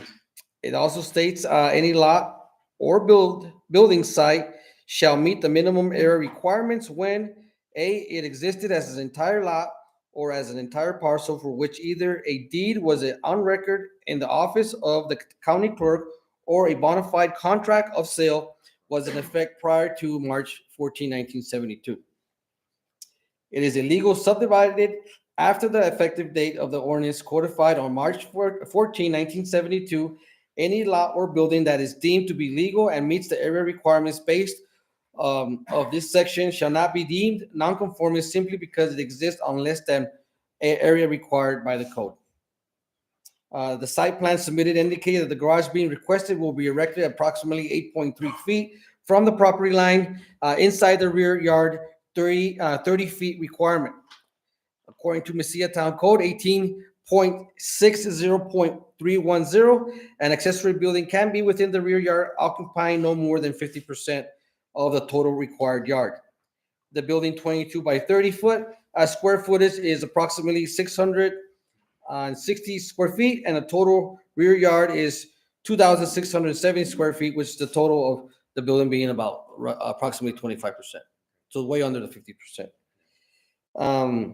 A discussion was held with the P&Z, with the commission regarding the setbacks and interpretation of this code. Request, before this request was considered, I do recommend approval. And I stand by for any questions. No questions. I've got it. More of a clarification and education for me. And so it's deemed non-conforming, it's not deemed, it says not to be deemed non-conforming simply because it existed on less than the area required by the code, correct? So, I think in general, I have trying to figure out, it's an RA. So RA is one, it's 3 acres. So obviously, when it was subdivided and what have you back in, what it was before 1972. Correct. 66. Something like that. So it's challenging because when I see RA, I go right to the code for RA. Well, this doesn't meet that code. So I don't know if there's in the future, maybe in the comprehensive plan, we can adjust the RAs in sections where it's not meeting that code. Where it's subdivided and where it's. It is definitely challenging to go through the code because sometimes as Mr. Cherry mentioned, it's in our RA zone, so you go to the zone specific to get all your. But if you read the code enough, you start to form a pattern to where there are each title has, for instance, Title 18 is land management, right? And that title itself has the general provisions. Those general provisions incorporate everything in that title. And then it reduces from general provisions, it reduces to zone specific, right? So a general position is like an overall blanket, and then it gets smaller to each individual zone. And then from there, it gets even more reduced when it goes out specifically for certain requests that you requested. But yeah, it does bounce back and forth. And I would like to somehow figure out a way to combine all the, yeah, exactly.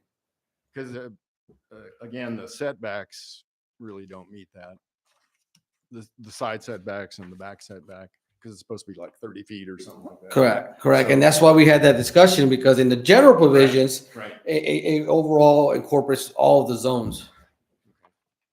All right, thank you. Yeah, and because I took me a while to figure this. So why have the setbacks at 10 if you're going to allow an accessory building within it? And I think that those rear yard setbacks are set more for the primary residence itself. That's my interpretation. That the primary residence itself, and not so much for any structure accessory wise on that. That's my. Thank you. Any other discussion? Any other comments? Ready for the vote. All right. So who was the first and second motion? I didn't get it. Did we need a motion? All right. Could we get a first motion to approve? So moved. All right. Second. So this was Mr. Chair Walkinshaw and second by Commissioner Walkinshaw. Commissioner Miller, you're sitting right next to him. Okay, Commissioner Gallegos. Yes. Commissioner Miller. Yes. Mr. Chair Walkinshaw. Yes. Commissioner Alba. Yes. Commissioner Rovell. Yes. Mr. Chair, motion passes 5-0. Okay, thank you. All right, next is under 9B is addressing the P and Z case number 061949. Yeah, this is a request that we had a workshop earlier today. This is case number 061949. The address is 2380 Calle de Principal. Was submitted by Tiburcio Fritz.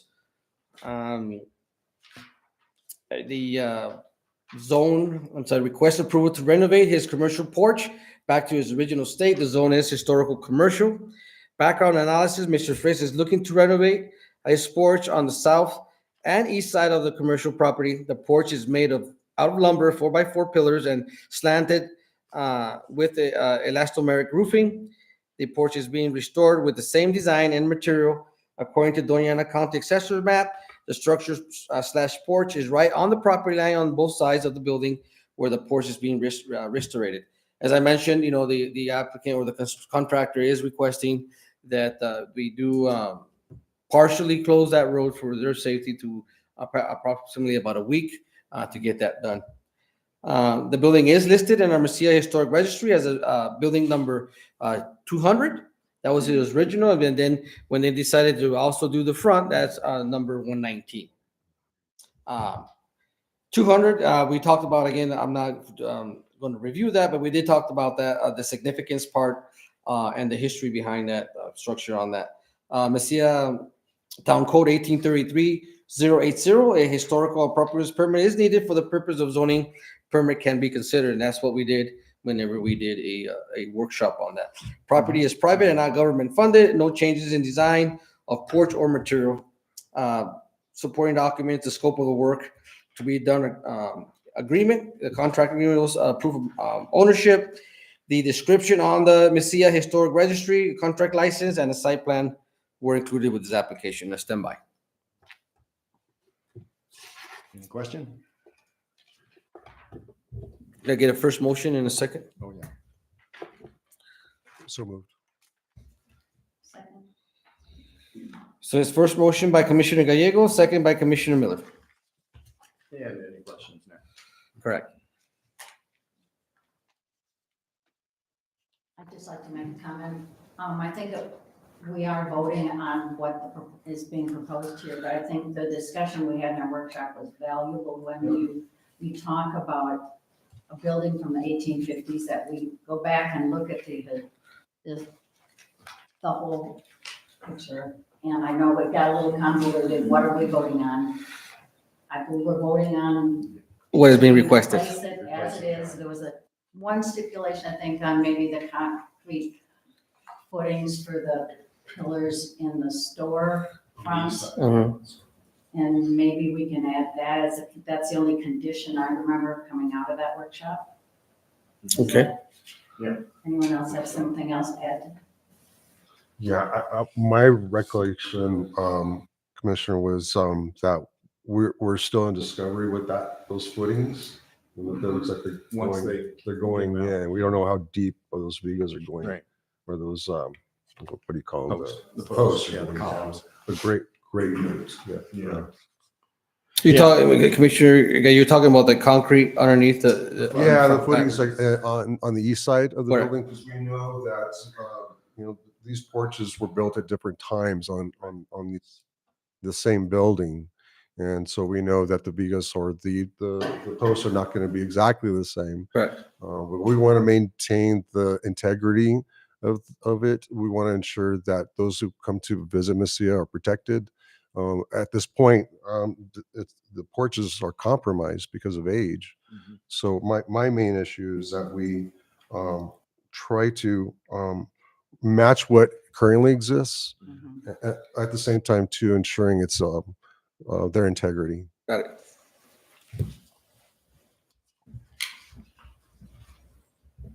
Any other comments? Mr. Salazar, quick question. Again, I just for clarification, I believe Mr. Tiburcio Fritz is deceased. So I have to make note of it. We have to be very clear who's applying for what any changes made. So I would just ask that we clarify who the applicant is. Got it. I believe Mr. Fritz did own it at one point, but I believe he's deceased. Okay. Yeah, and I did have one comment in the work session, and I appreciate, we had a discussion about, well, how far, this is a significant building. So how far back do you go in time as to what it looked like at that point?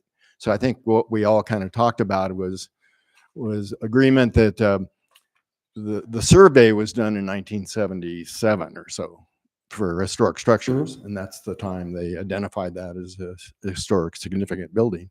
So I kind of like the idea of just going back to that time rather than going back to Vigas and Latias and a mud roof on top. I mean, that's not reasonable, I think. And also because the porch, yeah, it's a feature, but it's not really delving into the main building.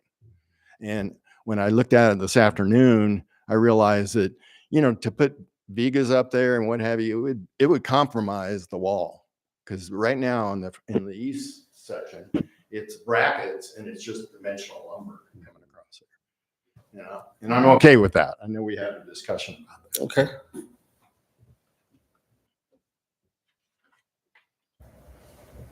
Any more comments? Mr. Chair. Yes. Commissioner already mentioned maybe the coloring of the Alaska American field. Maybe the different would be beige or something. I'm not sure what you were thinking about, but something that would That was my comment, that not be so visible. elastomeric doesn't exactly look historical on our Right, porch. right.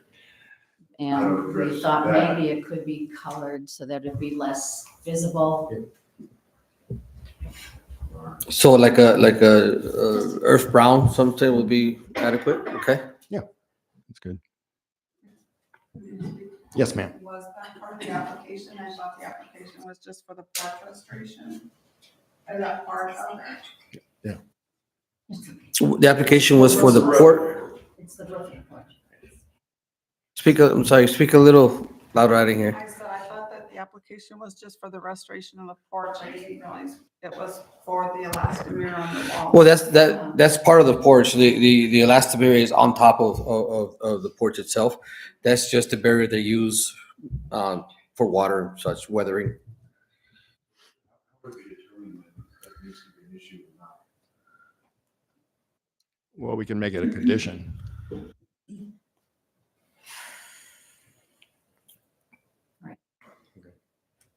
Right?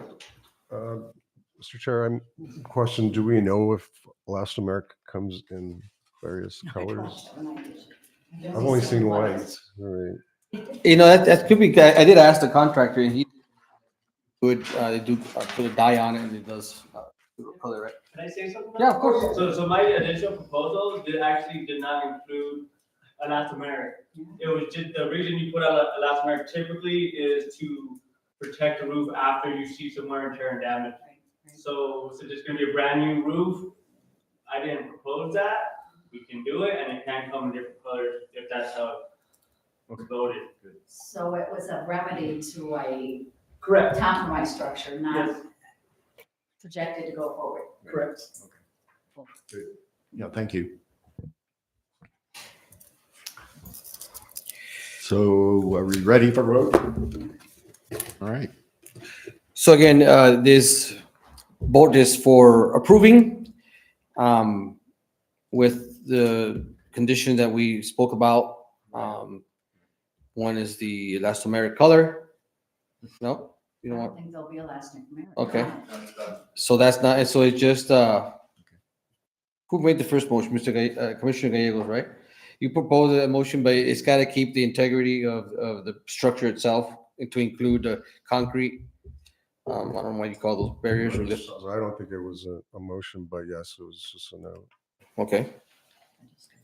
Because we really didn't know what's underneath that. Correct. When he does the work, we'll know what's there. And So I guess what I'm saying is motion to approve that you want to have, Mr. Commissioner Gallegos, you were the first one that made a motion. And Commissioner Miller was the one that seconded it. So in order to add those conditions, you know, you need to make the motion because you were the first to add those conditions that we just, if you agree. Well, if I can continue with my original motion as is, I would Okay. prefer that. So we'll go ahead and take a vote on his original Without motion in a second. conditions. Okay. Without conditions. Okay. Got it? yeah, good. Ready for the vote, Yes. Mr. Chair? Commissioner Gallegos? Yes. Commissioner Miller? Yes. Commissioner Alba? Yes. Commissioner Mulvihill? Yes, without conditions, is that correct? Yeah, that's where we're going. And then Mr. Chair Walkinshaw. Yes. Okay, motion passes 5-0 without conditions. All right. Thank you. Okay, the next one is 9C, which is business license case 0519. Yeah, this is a request from business license number 0519. It is a existing business license. This business license is on Union, just around the corner there. He is moving to his own, this is his parents' house. He is moving to his own home, his own house that is at 3260 Avenida de Mesilla. So was submitted by Rancho IJR LLC, requesting approval to reload the home occupation that he currently has. The reason why is up for the commission to discuss is because it's a home occupation, first of all, and second of all, a home occupation that has a different property, then, there's obviously different things that we need to discuss, make sure we approve. There is, as mentioned, there is Mr. Prieto, owner of Prieto Built LLC, is relocating his home occupation business from his parents' house to his new home. Mr. Prieto's business is to renovate classic vehicles. His new home comes with a 30 by 40 metal building where he plans to do his work. Mr. Prieto is aware of all the required regulations as how homeowner business. As mentioned, he is currently licensed through Mesilla. Purpose for reevaluation of license is due to relocation. Location already comes with all necessary utilities, accommodations, therefore no construction will be necessary. Transfer business locations, no change in zoning. They both are in the RA zone. And I stand by. You need to have a motion, right? Correct. First, can I have a motion? So moved. Second. All right, thank you.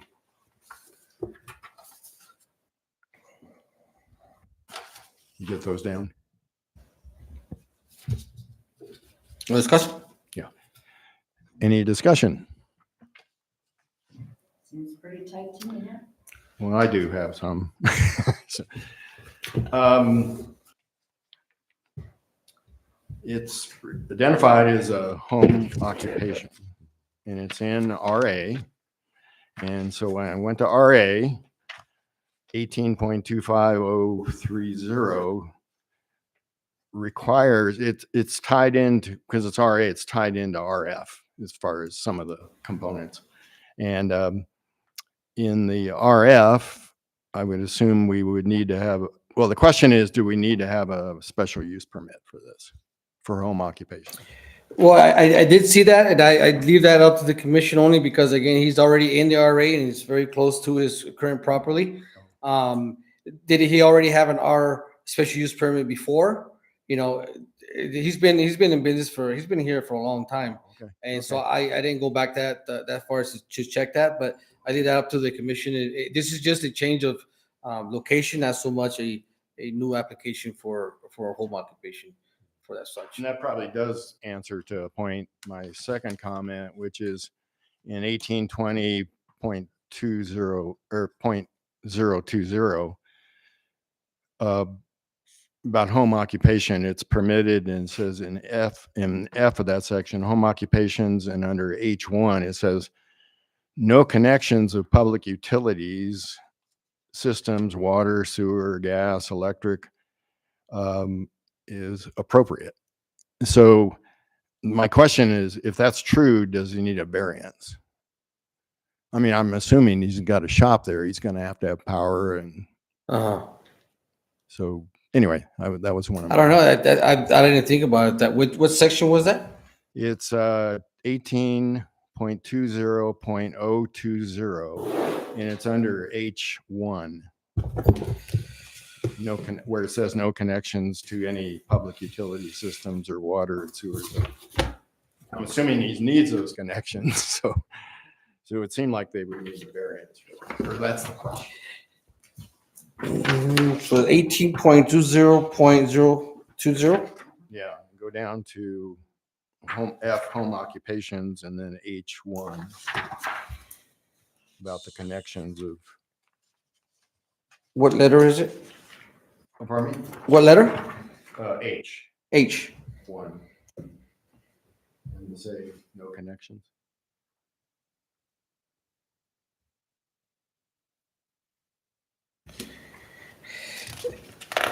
So if I'm looking at 18.20020 H, like the letter H, I can. Yeah, H1. H is plant nursery and greenhouse. You're talking about K? Stockpiling and this space requirement stockpile? So H. one. Huh. I got a different code than you have. Yeah, I didn't bring mine. I just jotted it down, so. Okay, No. well. So H1, that's this, we're not looking at the same book? Maybe not. A farm, and this is specifically because of utilities? That's what I read. But, This is storage, it's I, right? It says storage only of trailers and campers provided they are not in excess of 35 feet in length and provided that the trailers or campers are not used for human habitation nor shall be connected to any public or private utility system such as water, sewer, gas, or electricity. Is that what you read? Is that what you're talking about? Yeah, well, that these and camping trailers and such. Yes, it is for more for that, because you don't want somebody living on that property off of our camping. Okay, okay, that was the intent. got it. Okay, thank you. You're welcome. We're ready for a vote. Any ready for the vote? Okay, Commissioner Gallegos? Commissioner Miller? Yes. Mr. Chair Walkinshaw? Yes. Commissioner Alba? And Commissioner Mulvihill. Yes. Mr. Chair, motion passes 5-0. Okay, thank you. Now for 9D is a business license case 1307. Yeah, 1307, this is a contractor's license for the contractor that is working on that porch on the Calle de Principal. It's standard. He does have a contractor license, does have a tax ID number, and he to me, so I stand by for any questions.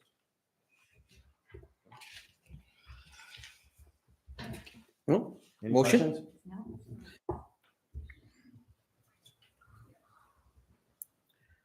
Do I get a Ready for the motion? Vote then, or the motion, excuse me, I'm sorry. Any motion? So moved. All right. Second. First motion by Commissioner Gallegos, second motion by Commissioner Mulvihill. Any discussion? Nope. I think so. Okay. Thank you. Commissioner Gallegos, Yes. Commissioner Miller, Yes. Mr. Chair Walkinshaw, Yes. Commissioner Alba, and Commissioner Mulvihill. Yes. All right. Now the Was that a yes? Yes. Okay. Motion passes 5-0. Thank you. Okay, now we're going to discussion. A is the Messiah Town Code Title 17 subdivisions, review of title to understanding procedures on subdivision requests. Yes, now we're getting to the nitty gritty part of why everybody's. Too much. Okay, so I just wanted to bring with the commission, at least have a discussion with the commission, the what's written in the code and the interpretation, what we think it says. And I just like to, again, clarify, because there is a mistake, not just the public, but also some of the commissioners thinking that the two meetings that we had, the two work sessions are part of the application process. It is part of the application process, but it's more of a pre-application. So I did read, there is a couple notes that I wrote down. They're attached to your packet. I'm not going to read again for due time. That is a long section. I do appreciate if you all read it on your own time. I just like to, certain points I like to bring up. And again, we're talking about the process of the subdivision. We're not talking about a certain case, right? So if we like to kind of hold those questions, exactly. So right now, I don't want to get caught up on, in the particular case. I just want to talk about more what the process states, okay? So the very first thing when a person wants to do a subdivision, he or she would stop by my office or give me a call and say, hey, is this doable? Is this something that I can do? And then I'll invite them all to a meeting or an appointment of some sort, stop by, and then he will give you a little bit more of a bigger idea of the sense of what he wants to do.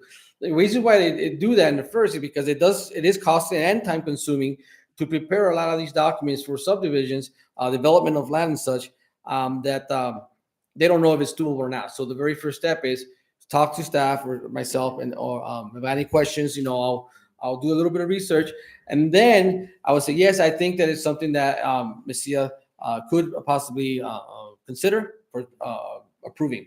All right. After that fact, it is the next step in our ordinance. It states that the information, the proposal will be sent to the P&Z for review, consideration if it's something that will it's feasible to do. Now I'll read that. Right, says prior pre-application. I apologize. I skipped the definitions part of it, but I think it's pretty self-explanatory what the definitions are. So it says prior to the filing of the application for approval of a preliminary plat, the subdivider is requested to confer with the planning staff and other town departments so as to become acquainted with the regulations. That's what I just finished mentioning. They'll stop by and they'll ask those type of questions. Most of the time, I give them a copy of our Title 17 and say, here, take it with you because it's pretty lengthy. You got to follow every single thing on it. Step 2 will be the subdivider shall then submit to the Planning Commission a preliminary plan and supporting data. This step does not require a formal application or filing of plat with the Planning Commission. All right. Again, this is not a formal application. This is just a pre-application. This is what I have. And in order to do that, it's better to do it as a group, and that's why we did it as a work session. Because if each one of you would do your own home, then to try to get information back from the whole commission would just be crazy. It'd be best to do it as a whole. So it doesn't state particularly you need to have a work session. It doesn't state you need to give notice to the public if you're having a work session. It doesn't say anything like that. All right. So all it says we have a work session to review these documents to see if a preliminary plat could be considered. All right, step 3, and then within those 35 days that we have our review from the commission, we did it via a workshop. Within 35 days of the Planning Commission shall inform the subdivider that the plans and the data as submitted or as modified do or do not meet objectives of these regulations, and it shall express its reason thereof. And this is Mesilla Town Code 17.10.0110 or 0.10, Section D. Once all that is done, and if we do move forward with this subdivider or this developer, then it becomes the actual formal way of applying, and it would apply with a preliminary plat application. There is extensive requirements for a preliminary plat that needs to be met. Okay, so once he submits a preliminary plat, you gotta have 8 copies. A reason why you want 8 copies because there's the big sheets that we don't have means of scanning them and printing them here. Those copies stay with either the commission or the BOT. They get moved, to review because there are big there are big plats. Some could be. It said that's section C. Also, it states that the application preliminary plat of the subdivision shall be placed on the Planning Commission agenda. The subdivider or his representative shall be notified of the time, place, and the date of the public hearing. So there will be a hearing, and there was going to be notices posted, not just via mail. Also, it's got to be posted on the property itself. Okay. Once that happens and the hearing takes place, then the preliminary plan needs to show that every single checkbox in our code is going to be checked out. And like I mentioned, it's pretty extensive, and I don't want to go through every single one, but everywhere from being bonded, everywhere from utilities, from the road, from approvals from DOT for town engineers. It gets pretty expensive. Intensive. That is following the normal procedure, right? Now, if approved, all the commission is approving is the preliminary plat, meaning we're giving you permission to do what you are required to do. And you have 22 or 2 years in that ballpark. Some sections of our code says 22, other sections says 2 years. But in that sense, so you have 2 years to for that approval of the preliminary plat to get done. All right. Now, if for some reason the developer does not finish, goes bankrupt, disappears, gets thrown in jail, or whatever, there is a bond or assurance bond that the town of Mesilla would use to finish developing the property that he was supposed to finish. That is part in there. Okay, she's got to be insured. Okay, so after the developer is done developing this property and meeting all these regulations, he has up to 2 years, but he doesn't have to wait that long. If he finishes earlier, he can submit what we call a final plat. All right, a final plat is only submitted when the development subdivision is already done. All right. The reason why it needs to get done is because it needs to be inspected that it met all regulations and all requirements set by the code, the commission, or even, the governing board in a sense, if there are any special conditions on that. I assume, the fire department will be involved in that. I don't assume, I know the fire department will be involved to check those types of codes on their end, right? Because same thing will happen with, I don't know if a CID will be involved with the development, those kinds of things. If there's because there could be parks, it could be lights, anything, as far as the subdivision could be required. Also, an engineering department, our town engineer would have to review all that. Everything has to be up to code for that subdivision to be approved. Okay. If it's not, then, he gets to go back and he gets to fix it. If it is, then you approve the final plat. Upon the approval of the final plat, the town or it doesn't, that's one part it doesn't say in our code that the town of Mesilla assumes responsibility for the road after the subdivision is completed. It just doesn't say it in there, but state statute, right? And every municipality, common practice, or municipalities, whatever they, it's every time a subdivision is done, all the infrastructure needs to be met. So the town of Mesilla assumes responsibility to become the public roads. All right. And it's one thing that I've looked at other smaller subdivisions briefly, because I don't have time to be digging into, what's past practices have been done, but there are a lot of private roads in Mesilla, right? And there are a lot of private roads, and there are a lot of subdivisions that or are part of that private road. Okay, so I'm not sure exactly how, after the final plat is complete, what happens. Does that road remain private? As I've seen, not just and just in one particular case or many cases, but generally that doesn't happen. Generally, that does not happen at all. So that's why if you go to a subdivision and there's multiple homes, if it's private, then the subdivider is responsible for maintaining that road. That's we see like farm roads and all and such. I don't know. I just find it funny that Mesilla has not been doing that. It's because it needs to give access to those homes, right? So anyway, that's in a nutshell. I think I did skip through a lot of things, but in a nutshell, that's how the process works. Now, again, there's a lot of in between. I'm not an expert in, so I cannot. I mean, I try to help. I'm not an expert in subdivisions requirements.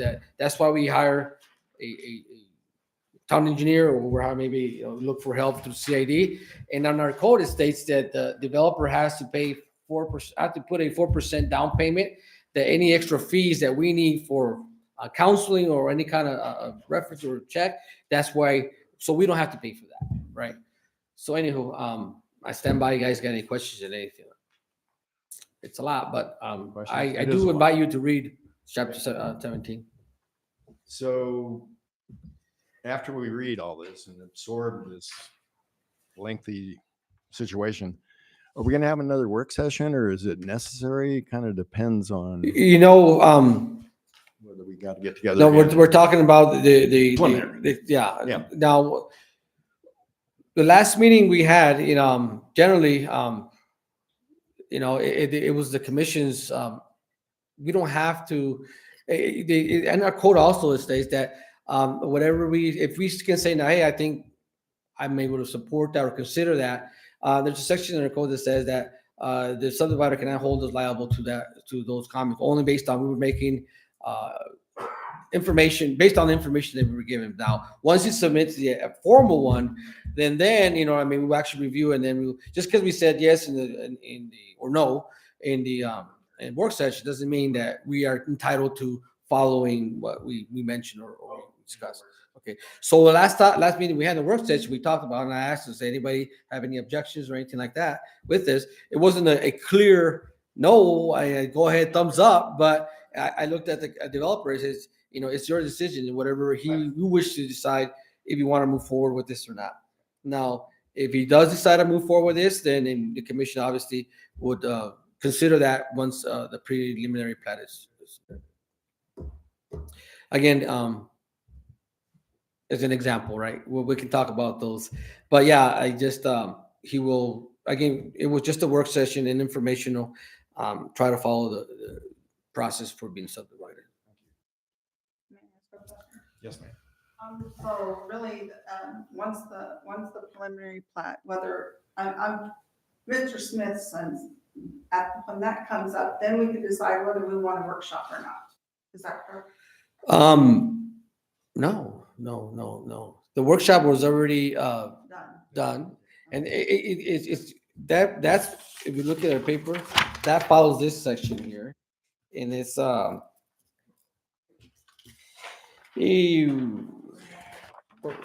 when it says 35 days. I forget what it's, okay, D, which on top of page 2D, it says within 35 days, the planning commission shall inform the subdivider that the plans and that as submitted or modified. That's why we did a work session, because like I was mentioning, it doesn't state that you need to do a work session, but I felt that being together and talking amongst everybody would be the best thing to do. And also it gives the public an opportunity to listen up. But once that is done, then the next step is a preliminary plat. Now, a preliminary plat will be a hearing, right? Will be a hearing on all the information that was supplied or given to us. But if you want to call for a work session, I don't know how that would work, to be honest with you, because it is a hearing and a quasi judicial status, a form, and I don't know exactly how that would work. But if you have any questions or anything like that, obviously we can always myself or whatever, and then I can try to help you out. Or if you got any concerns, I can try to address those and get them fixed before the preliminary plat. So once the preliminary plat is given to us, then we have 35 days to. No, after the work session, that we did, that's 35 days starts from there. Oh, he has 35 days now to give us. We have 35 days to let him know if he can move forward with it or not. Correct. And that's why I asked whenever at the end of the meeting, I says, does anybody have any objections or anything like this? I didn't get a thumbs up, but I left it up to the subdivider. So if you want to move forward, it would be his decision to do that. And not ours. So.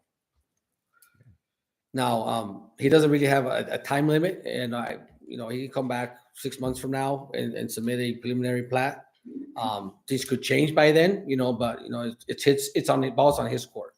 So, but yeah, once that is, there's a 15-day notice and all these other things, regulations you have to do. Like I mentioned, town engineer, the codes. I won't even bring it to the commission for consideration until all that is done. And that's a lot of work. You need a point of order that is not on the agenda. Correct. Mr. Chair? Do you want to change the subject back to the preliminary plat as discussion as we started? Let's do that. Okay. Now, the process, right? We're not, again, trying to pull away from any particular case. The process is 35 days when you submit, I give the information to you, we do the workshop, thumbs up, thumbs down. Even though we go thumbs down, it's his decision to move forward on it or not, okay? But yeah, he can definitely, or the applicant can definitely, doesn't have a time frame on it. That's all I have. Any questions? What further questions? Oh, thank you. That was good. All right, now we're going down to 11, which is the commissioners and staff comments.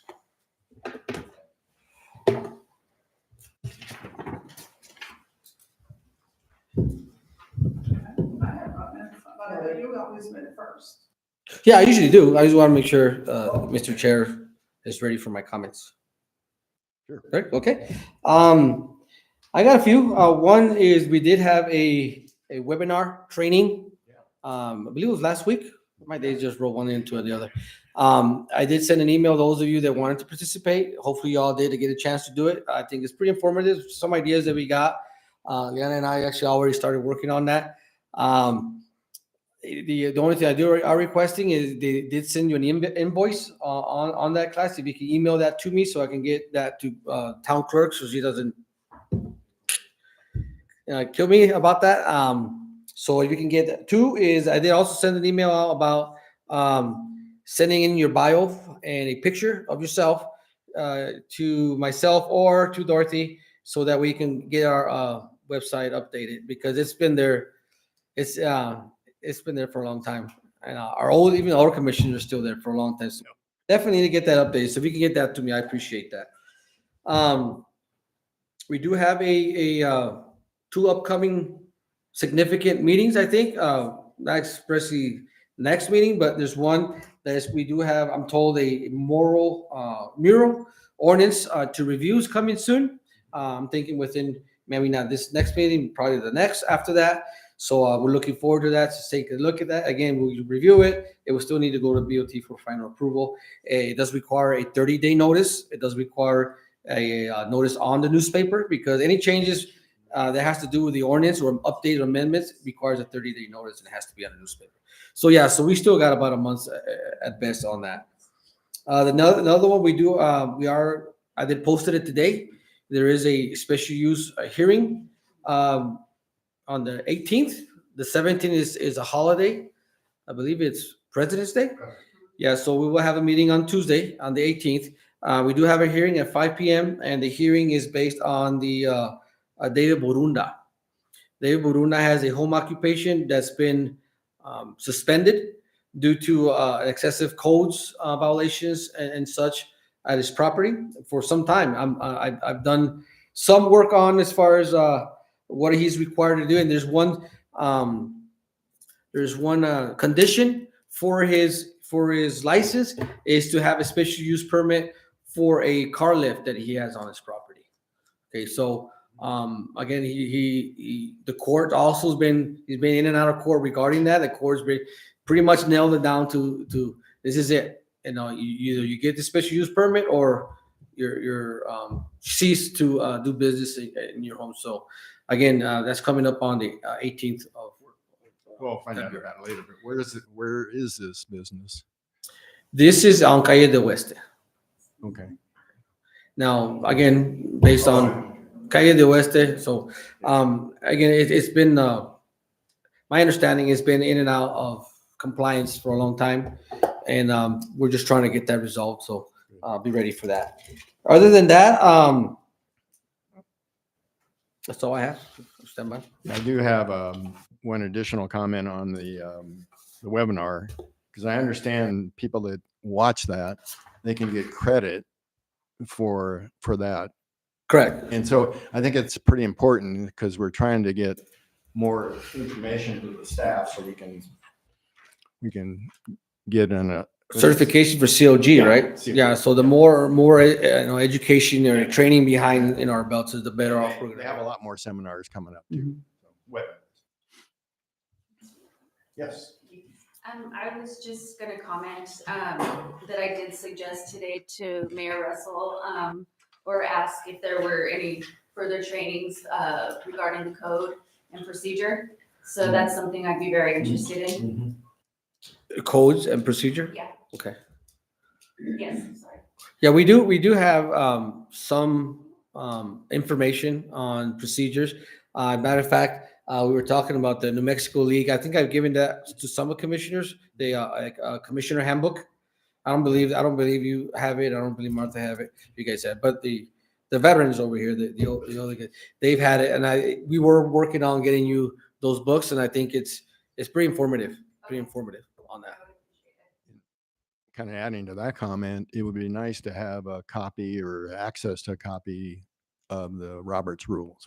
Okay. Yeah, it's a pretty extensive book. I'll look to print it out next 46. Yeah, I didn't want to print. How many? 46. I mean, nice. Okay. Can I ask a question? Yes. Okay. Just a couple of comments and questions. I would like to see the letter from the attorney again in reference to the case that we had discussed.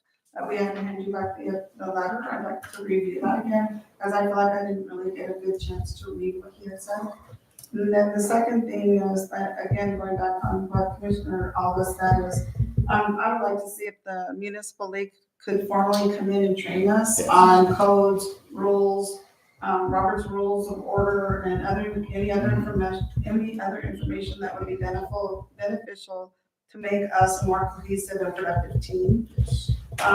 Number two, our packets. I respectfully request that we get them on Wednesday. I understand this last one, there was just a glitch in the computer printer and stuff, and I understand that happens.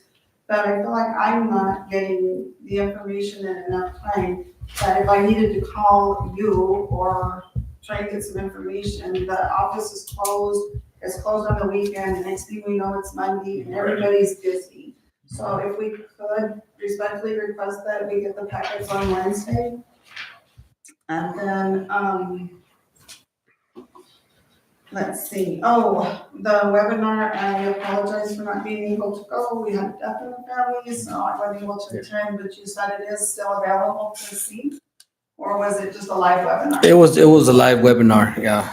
But you can get the printed. Yeah, you can get a copy. I don't know how I would do that, but I'll look into it. Okay, I appreciate that. Yeah, good.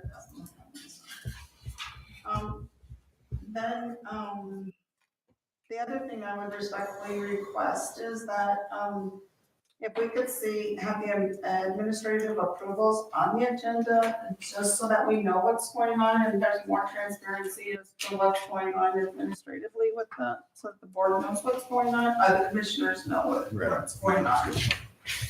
I'm sorry, say that one more time. I didn't get it all. That we could have the administrative approvals added to the agenda. Just listed, right? Yes, yeah.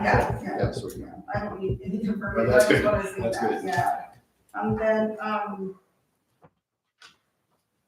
Mr. Salazar, of course, you know that I am, still new to all of this, but, I guess when I'm looking at the action form, I'm not sure if the code that you're referring to on some of these is omitted, or I'm just not knowing where to look for it, but if I have that, I would appreciate it, because it helps me look at it closer to see what's going on, so that I'm, more. Like the reference in, have I not been doing it as far as the CI Town Code section, blah, blah, blah? I haven't seen it. Maybe you can show me where I'm missing it.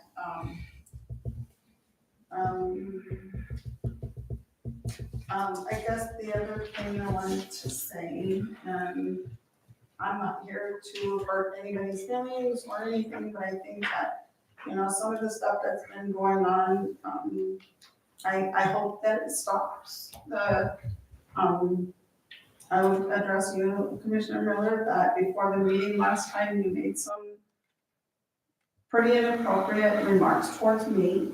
And then after the vote was completed, you also made inappropriate remarks that I heard to the Madam Chairperson. She was Madam Chairperson, and you had an opportunity to address those in open discussion. And I just want us all to get along. And I want, if you have something, please bring it to our attention in a meeting, or I don't know, or not, but I think it needs to be addressed publicly if people are going to be making comments. I just, we're all relatively new to the commission, we're all volunteers, having the extra time to read and do things pertaining to the cases that are upcoming. I would like to have that extra time because I do have commitments on the weekends to help take care of family members. So it's hard for me sometimes to try and get through all the codes and stuff. So if I had a few days before the weekend, I would greatly appreciate that. So. Got it.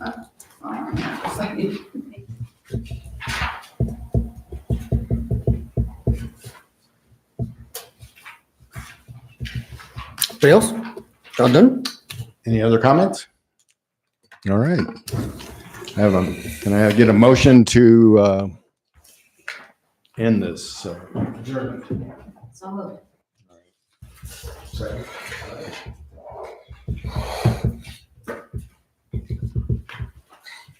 Everybody that wants to go home, say yes. Yes. Yes. Meeting adjourned.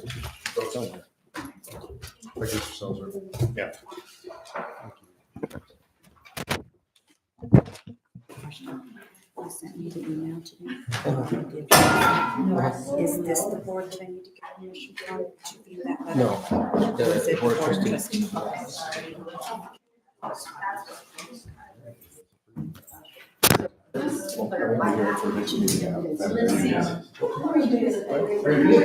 We'll have the notebooks at some point, right? Good luck. No. Hey, you too.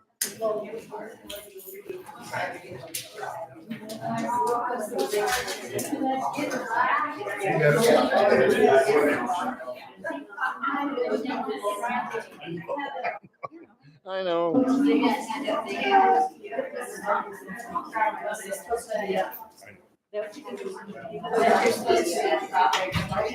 It's really too bad it happened.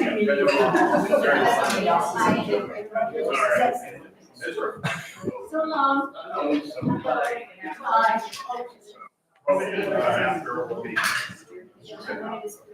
So it's probably.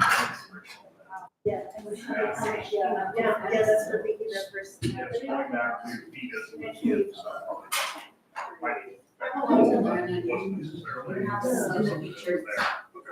Yes.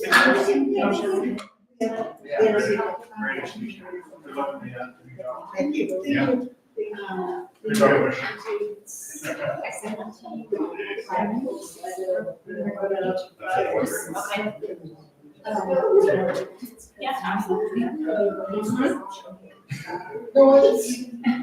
Hi there. How are you? Good to see you too. I know. We have to give them.